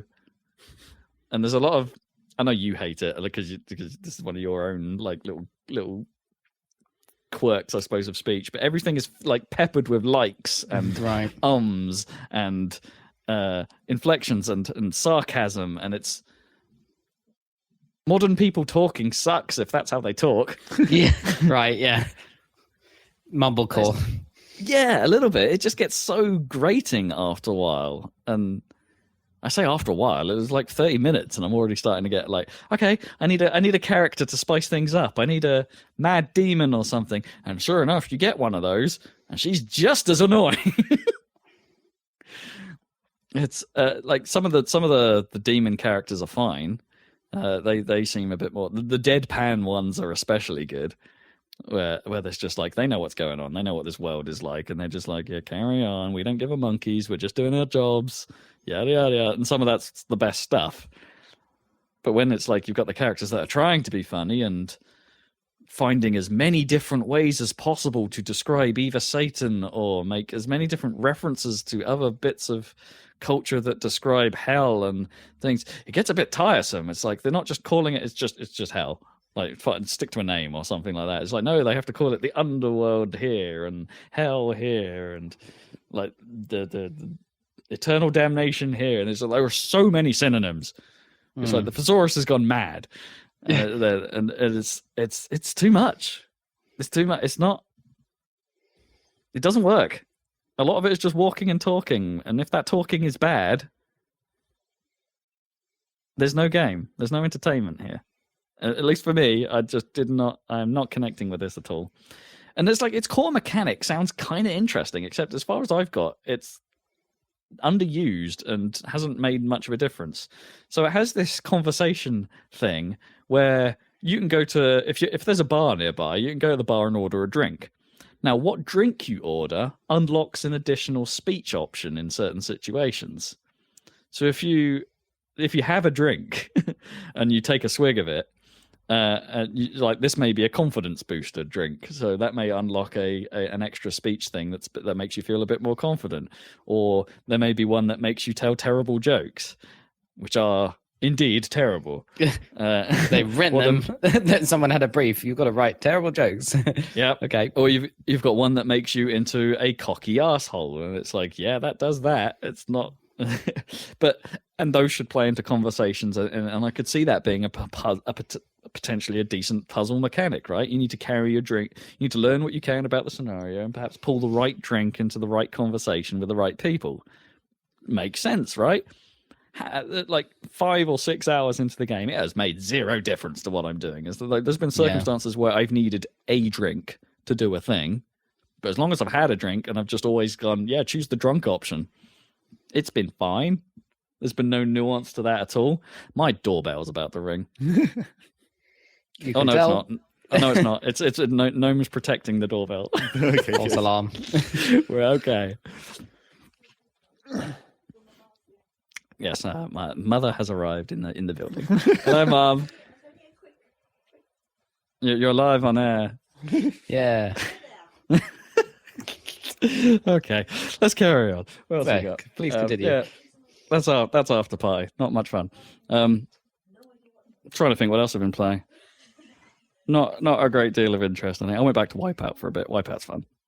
Always. What the Omega Collection. Omega on Collection. PS4. Yeah. Yeah, and I needed something just to dip into for a few moments, and that was a fun time. It was a good time. Wipeout's always a good time. Is anyone going to be around to patch that for 4K 120 on the PlayStation 5? Oh man, they're damn well better.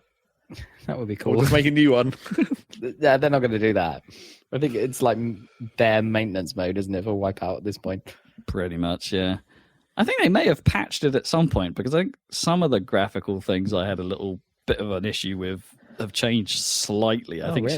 some of the bloom or camera flare work looks a touch better than it once did. Excuse me, having a bit of a hiccup. Yeah, it looked a little bit better. I don't really understand why. There was that. Moving on. The other thing I've started is I finally got around to playing the last campaign in the Shovel Knight Treasure Trove. I started playing King of Cards, where you take control of King Knight, who, as it turns out, is an absolute moron, who's just a kid who likes wearing fancy ass clothes, who wants to be a king of some kind, and thinks that the way to do it is through this card game called Joustus.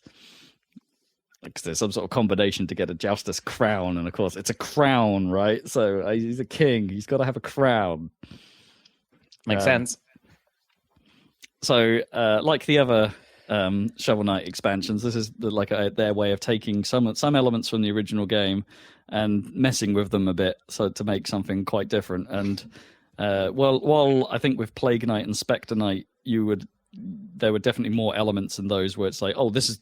I can clearly see you've lifted a part of the original levels to make this.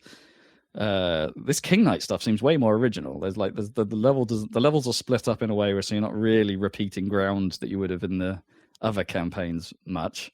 Like the other campaigns, though, your control style is a bit different. So King Knight's main attack is a shoulder barge, but that's the only. it's his only way of gaining height is to shoulder barge into something, and then he starts spinning. And then while he's spinning, you can then like hop on things and use that to gain more height to get up to other areas. And there are certain walls you can bash into that will just, most walls, if they're hard surface, you'll hit and that will pop you up a bit, so you can gain height that way as well. So you can hop over little ledges by just shoulder barging into them, and which is kind of fun. It feels kind of cool. But then they complicate things by making it so certain surfaces can't be shoulder barged into. And then they can add more puzzly elements to certain areas by making platforms that you can't jump off of. So you have to shoulder barge your way up into certain things. And it works. It's decent. Like just like pretty much everything else in Shovel Knight, they've got their platform mechanics pretty good. And they've done different mixes of the music again, which is all fantastic because, the Shovel Knight soundtrack was brilliant in the first place. And now there's even more of it. Even better. Can't complain there. And then on top of all of that, they've added a kind of interesting card game into the mix because they had to, right? King of Cards. Naturally. It's really interesting because it's about shoving cards onto specific spaces. So at first I thought this looks a lot like Triple Triad or one of those other games from probably more like the one from Final Fantasy 9, the card game in that. With cards, they've got arrows around it, and you're playing them onto a square like grid, and right. There's the arrows are important. But what you're actually doing is like you can place a card onto a square, but that's not important. That doesn't do anything. What you want to do is to play half onto a card, so you can like move you don't just play onto a square. You play onto a square offset a little bit. Okay. And depending on the arrows on the card and how you've offset from the original one, that will then shove the other card in a direction away from where you're offset. And you use that to shove cards onto specific squares, and the squares with gems. And once you've filled all of the main spaces, that's game over. And the person with the most gem squares filled wins. And there's a bit of nuance to it because not every card has the arrows on it that means they can shove. And the arrows work against you if something is trying to shove into an arrow, then it will block the shove. And there's only so much space around the outside of the board in which you can shove into. So eventually you can't shove in a direction because that direction is full up. And it's quite clever. It's cool. It seems simple on the surface, but it's pretty clever, and they know it because there's certain fights where they do the whole win in one move puzzle thing with it as well. And it's like, there is one way out of this scenario, find it. And it's cool. It works. Decent. I think I don't know how far into it I am because it sets it up to be like, hey, there are there's like 3 portraiture type things that looks like they're going to unfurl, and only one of them is unfurled. So maybe it's like, there's quite a lot to this, in which case I'm probably only a sixth of the way through it, if that's accurate. So it's reasonably long. I'm enjoying it. I think it's decent. Shovel Knight continuing to put out quality content. And with our timer running out on this podcast, Zachary. Great. Well, luckily I haven't really played much, so this probably won't take that long. So the first thing which I really didn't play like more than a tiny session was people were trying to get back into Starbound because one of the big mod packs for that has recently updated, and I didn't think we had actually played this mod pack before, but apparently I had. Like, I think we downloaded it before with the intention of playing it in a group, and then that didn't happen, and I did it. Yeah. so it's like, I remember this stuff, but maybe not everyone else does. It's like, screw you guys. I'm doing it anyway. But that was part of the reason why I didn't continue to play it, because I was like, oh yeah, I remember how this goes. Mm-hmm. Like, I already know what this is like. But the other reason that I quickly stopped playing and just let everyone else carry on was like, every time I go back to Starbound, it's just you just suddenly get reintroduced to how goddamn awful Starbound's UI is. No, really? It's just so horrible to play that game with, and then when you've got the mods that are trying to like stack extra complexity into the Starbound's general system, it's just like just the functioning of that UI is just so bad. It's just really annoying. Like the whole the mod has like it's sort of, I don't know what you'd call it, like tracking sort of missions and goals and stuff. You have a device which is called the tricorder, of course, but like that's basically where it brings up all the different menus, like your stats and leveling up and research and all that stuff. Right. But because it's trying to cram itself into Starbound's god awful UI, like they couldn't even manage to get all the information into one window. Like when you're holding the tricorder, you can either left click or right click or shift left click, and that all opens different windows. Oh, weird. It's just like this is a nightmare to navigate. It's a question of remembering more than. And then of course there's all the other crap about Starbound's UI that's just bad. Like when you've got like a piece of armor and you're like, oh, I'm getting hurt too much in this area, I need to upgrade my armor, so I need to make some new armor. It doesn't even have like, you know, the green arrow like every other RPG would for comparing the stats of items. It doesn't just tell you this fig is better. And like when you're in the crafting menu and it's just like, here's a giant list of all the armors you can make. So click on each individual one so you can see its stats, and then remember what the armor you've currently got equipped has, and then compare those numbers in your brain to see which one's better. And it's just so inconvenient to do practically anything. Which then makes you like not want to do it. Like when you go out and you're just like, you go through a dungeon or whatever and you get a bunch of loot. When you come back to the ship, you're like, well, I could spend 15 minutes looking at each of these individual swords and then looking at my sword and see whether the numbers are better, or I could just not bother. Like it's not conducive to actually playing the game. The UI just makes it such a hassle. I think a system has failed in a game where you can just turn around and go, or I could just not. It's like it makes you, if you are going to continue to play it, you start to get into the habit of like you don't even bother upgrading weapons until it's like you're significantly behind the curve, essentially. You're like, I'm going to just continue to use this one weapon I have that is good enough until it just becomes too much of a hassle, and then I'll spend a bit of time looking at numbers. Rather than just continually upgrading where it's like, oh, green arrow, that means it's better, and then you just equip it like you would in any other game. So it's kind of annoying. So not a lot of nuance that you care about, basically. No. Well, I mean, you care about it. It's just the UI doesn't allow you to care about it. Right. So yeah, I didn't really stick with Starbound. Is that just because Terraria exists and it does that stuff better? I mean, yes. Any other game, any other game, any other RPG game that has stats and just lets you compare the numbers much easier than Starbound does. It's just better. So yeah, we didn't. I say we. I didn't stick with it. Everyone else did, apparently. But I went back to Factorio. Of course you did. Yep. So I played some more Factorio. I've been playing the space exploration mod, and I finally got back to space. Wow. Which is like, I think I've talked about the space exploration mod before, where it's just like the entire game of Factorio, the standard game of Factorio where you launch a rocket to win. That's just like the first bit of space exploration, because that's the bit where you get to space, and now all the actual space exploration happens. It's changed a bit since last time I played it, like the whole system of how the planets work and stuff.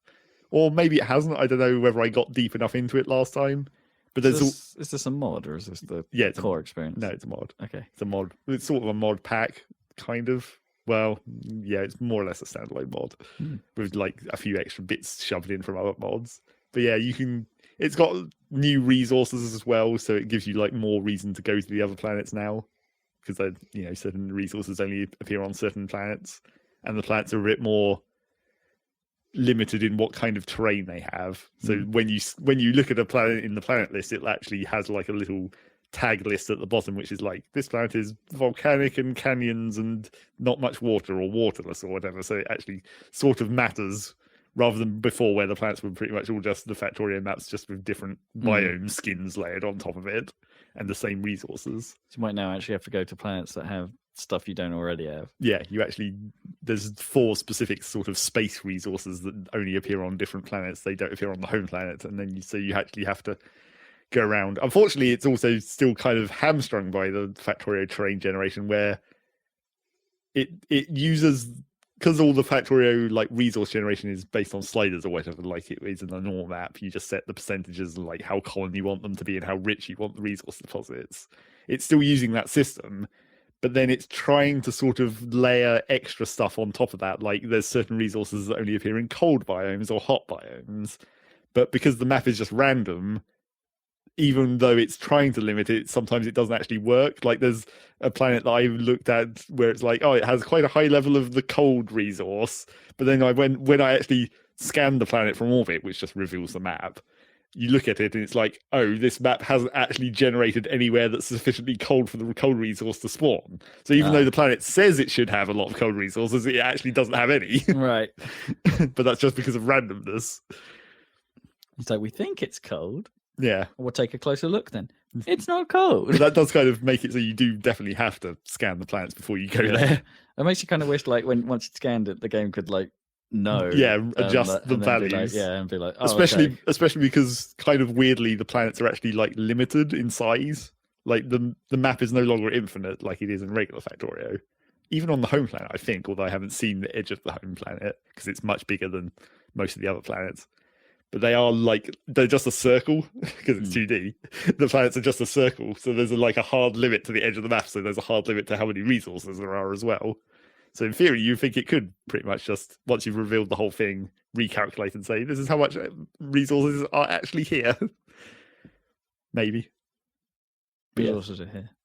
But yeah, I'm just about at the point where I might be able to go to another planet, because I've been to space, the orbit layer, and I've built you have to, once you get through the base game stuff of Factorio, you now have to do space science, which requires you to do it in space. Huh. So you actually have to go into orbit to build the space platform and build space labs and all the related buildings that make the stuff for the space science. So how does that look? Is it like using still a 2D grid to do? Yeah, it's basically just a flat plane of empty space where it's just black. But your player character is still wandering around, or you got a ship now or something? No, you still. Well, I mean, you have a jet suit, I guess, so you can fly around when you're in empty space. But if there's tiles, you just stand on them. Like you make the space platform and you walk around. Or there's like asteroids where it's essentially little blobs of Earth of land, in space. Not very many in the orbit layer, but you get like asteroid belts where there's more, and actual resources that you can mine off them, even in the space areas. And then, of course, there's all the other various like things that being in space is, like solar panels are way more effective in the space layer because you're no longer occluded by the atmosphere and also day-night cycle. So are you relying on the resources you've still got on your base planet in order to send up to build? Yeah, things? Essentially. So you still might have to do some like base level management, or like if you just got it to the point where it's like, it's just giving me stuff. Well, you have this special mode where you can, it's using what is effectively Factorio's creative mode, but like limiting it, where you can toggle into like satellite view mode, where you can just pan the camera around freely. It's no longer attached to your character, and you can interact with some things, like you can change settings on like circuit network, and you can change recipes on machines and that kind of stuff. So the idea is that you can, if you've set up your base to be automated enough, you can basically use that satellite view to trigger, like, launch a rocket and send me some resources to wherever I am. I see. And that kind of thing. So you shouldn't have to go down there. Yeah, so you shouldn't have to go back if you've set it up right. It's true that requires quite a lot of planning about what the space stage is like. Sure. I mean, you do need to kind of look at the resources ahead of time a little bit. But it's not too expensive to launch rockets. Like, I think they've even made the generic rocket that Factorio has, which is now used for launching the satellites rather than the cargo. I think they've made that cheaper in terms of resources. Okay. So it's much easier to launch rockets. But yeah, it's quite an advanced bit of mod. And like every time I've played the space exploration thing, I've never got to the point of actually having spaceships, which is like sort of the end game of that mod, where you can build. You use these special tiles and walls to build like an actual shape that is the spaceship. And then that can actually move between planets. Huh, right. Which is weird. But, allows you to transport a lot more stuff, I guess. Rather than the cargo rockets, which have some limited inventory.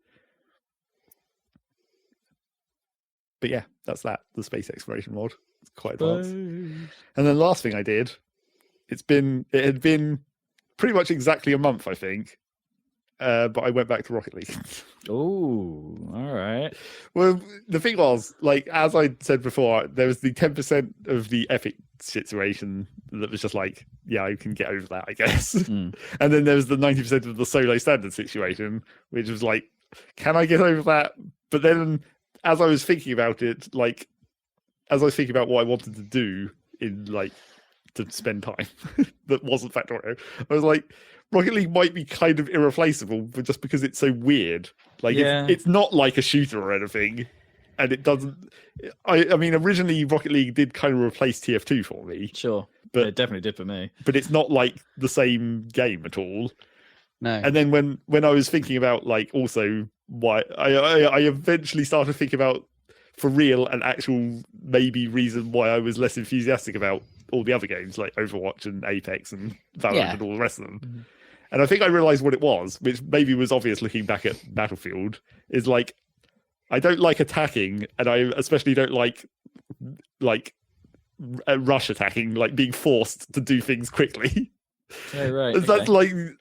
That's why I definitely don't like the idea that's half of Rocket League, right? No, because you're on a rush or you're coming back to defend. Well, yeah, but it's not like it's a Rocket League is like it's a continuous thing, right? It's just constantly repositioning between attacking and defense states, essentially, rather than being a now you attack mode, essentially.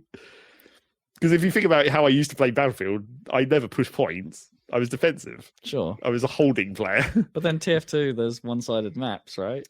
And maybe I didn't like those as much. Okay. Like, if you think about how I played Payload, like, I'd virtually never be pushing the cart when I was on offense. I played Scout, which is technically an attacking class, but I didn't play it, like, for pushing points. I played it for, like, probing and for scouting, I guess. I think that's probably why I never really liked the idea of, like, Counter-Strike and stuff after a certain point. It's just like I don't like being rushed, essentially. Don't like having to commit to doing that thing real quick. And that's why I never attacked points in Battlefield. It was just, I could support people attacking points. But yeah, there's always a role for people doing that then. Like, you don't have to, you could be like Overwatch with its character switching, just play a support role. Kind of, you're not doing the rush yourself, you're just following those that are. Kind of, but it is still like this, there's no opportunity to just like have a rest, essentially. It's always on.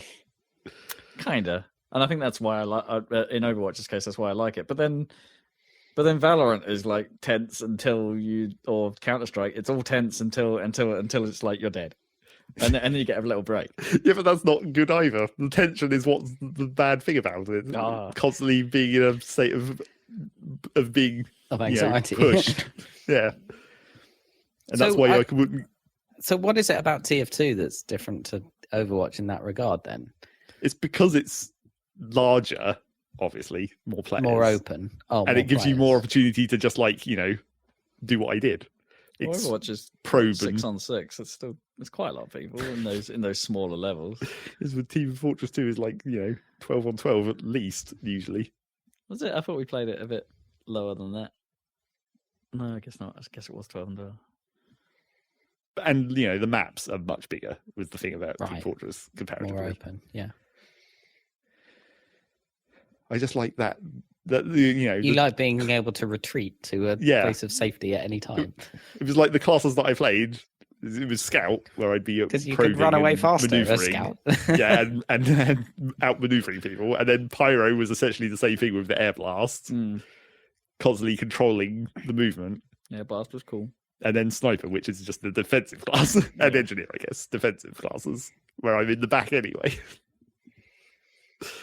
So I think that's... But there's rules for that in those games. Like, there's literally an Engineer in Overwatch. Yeah, but it's... Well, I guess I did start playing mini-sentry Engineer in TF2 eventually. Yeah. The more attacking version of the Engineer. Yeah, the more aggressive Engineer. And you can definitely play that way with Torbjorn in Overwatch. Yeah, like just push your turret forward slowly. I think that's probably why, out of the various options there has been, Overwatch was the one that I liked the most. Because it was the closest to TF2. I could totally understand when you mentioned Apex earlier why you wouldn't get into that, because Battle Royale definitely isn't for everyone. Yeah.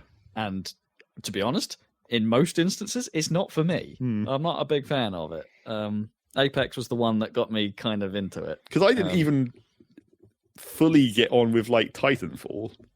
Right. Because it was like a proto version of that almost. The sort of. I mean, none of it was really. I mean, it wasn't Battle Royale. I meant like the constant attacking kind of. There was no breaks in. Oh no, TF, yeah, no. In There was definitely no breaks in Titanfall. Titanfall was full on all the time, and I loved it. And that's okay for like a short period, but I don't think I'd want to play it constantly, which I didn't with Titanfall. Although that was a different situation in Titanfall. There was all kinds of issues of why we didn't play Titanfall that much. So yeah, I went back into Rocket League briefly, and it wasn't even without the solo standard thing. Like probably more than 50% of the games I got in were essentially solo. Like there was no groups. Okay. It was just a full server of solo people. I mean, maybe that's what they're doing. Maybe they're. Well, yeah, that's what I was thinking. Matchmaking, like maybe it is skewed, but even then, it was just like. Also, maybe it won't last. Maybe this feeling won't last, but probably because it's now using our team rank, which was like Diamond 1. Right, it's way lower than what I was in solo. Sure, yeah. So it's a bit easier for me at the moment, and it's even against teams. And it might suck if Kippers and I come back. Yeah, that's why because you're playing it again. Yeah, that's why I know. That's why I had the solo 1B separate. Yeah, makes perfect sense, doesn't it? But it's not like I'm going to go above Diamond 3 regardless. So it's not that much of a disparity, even if you and Kippers do come back. We'll have to see. Maybe if we do, because this season's not all that interesting. Well, yeah, I mean, I think I'm probably not going to play Rocket League nearly as much any longer. Yeah, regardless of anything else. But I have the ability to play it again.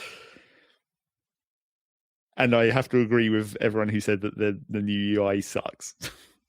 Oh, I didn't realize that they revamped all the menus and stuff or something. Oh, I haven't seen it. It's kind of ugly.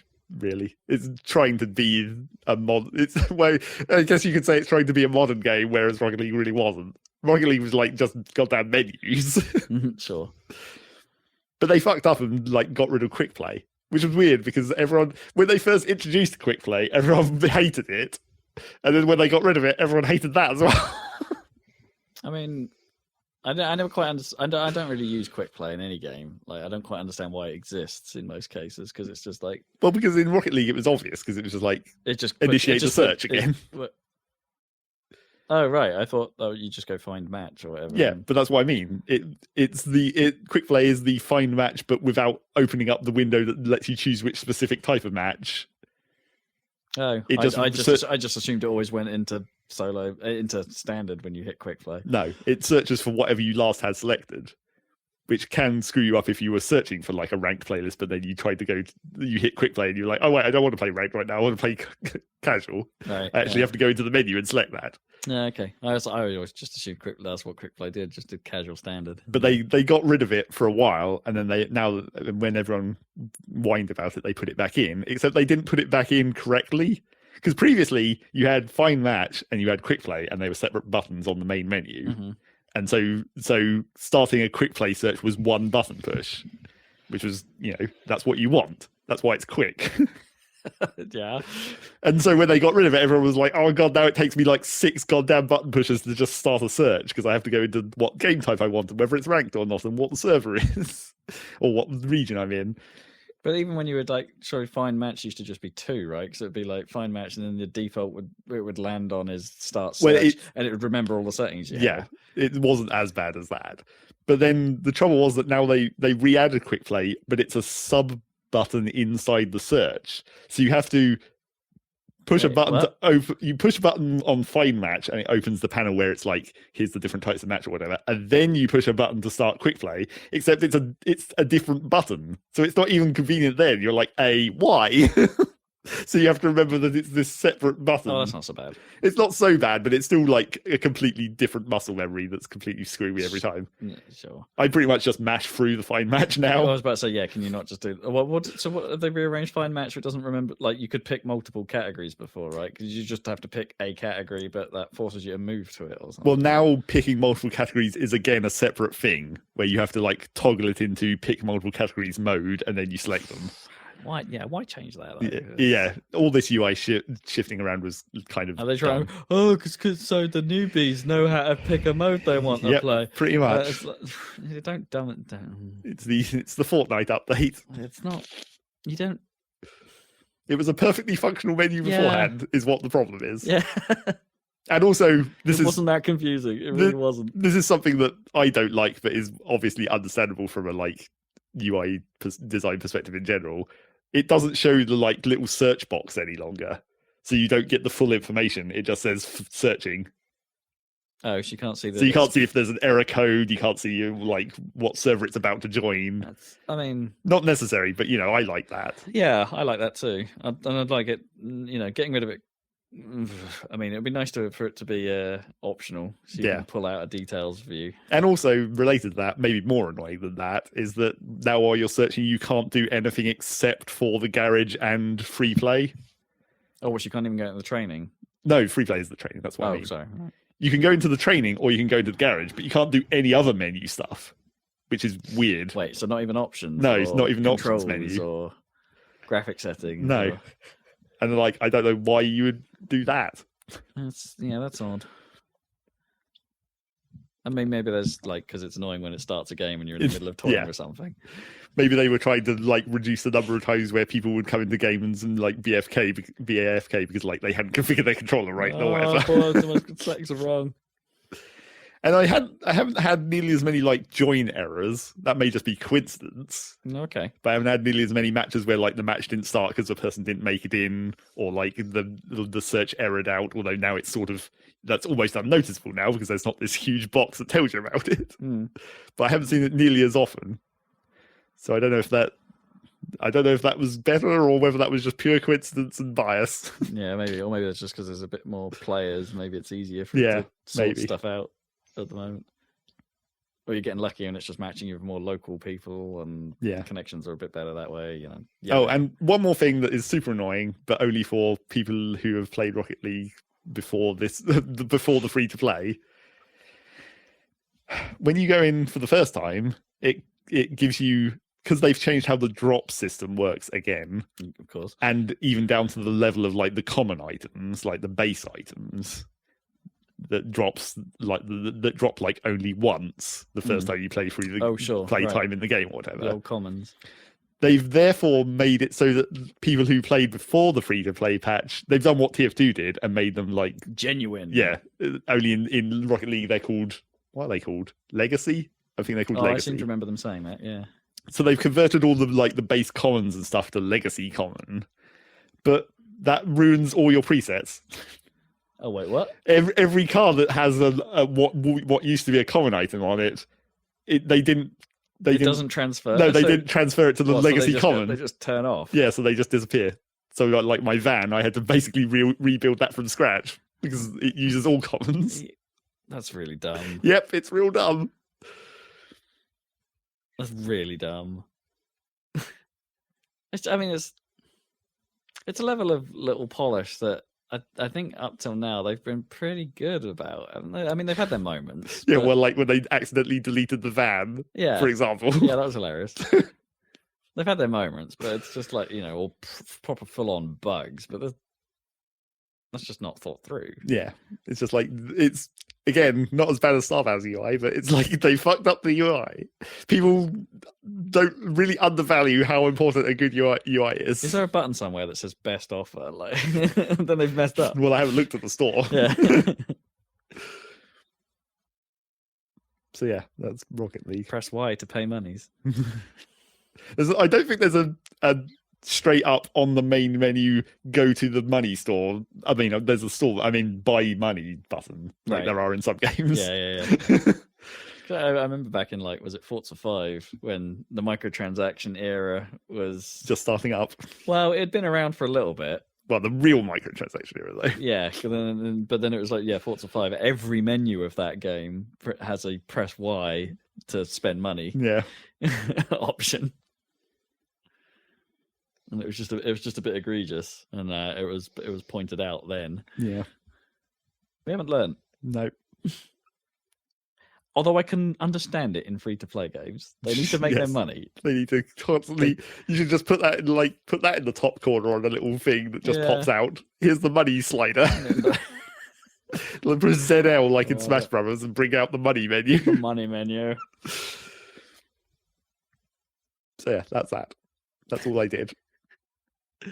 That's the end of this podcast. That's a podcast. As usual, it was too long, even though we said it wasn't going to be because there was no news. But we somehow talked about the news for most of this podcast. Chocolate and cheese, yo. It's contentious. So let's shut this thing down. Shut it down. This is the end. The end of the podcast. Check out our YouTube channel for videos of Factorio, and buried under there some other stuff. Some other stuff. Some over dinner. Indeed, plenty of that. Portal 2. Yeah, enjoy, and we'll be back in a couple of weeks with another Saladcast. Oh yeah, that little thing. Yeah, that little thing. Little, in quotation marks. 2.5 hours. Yeah, the thing. Okay, thanks. Bye. Goodbye.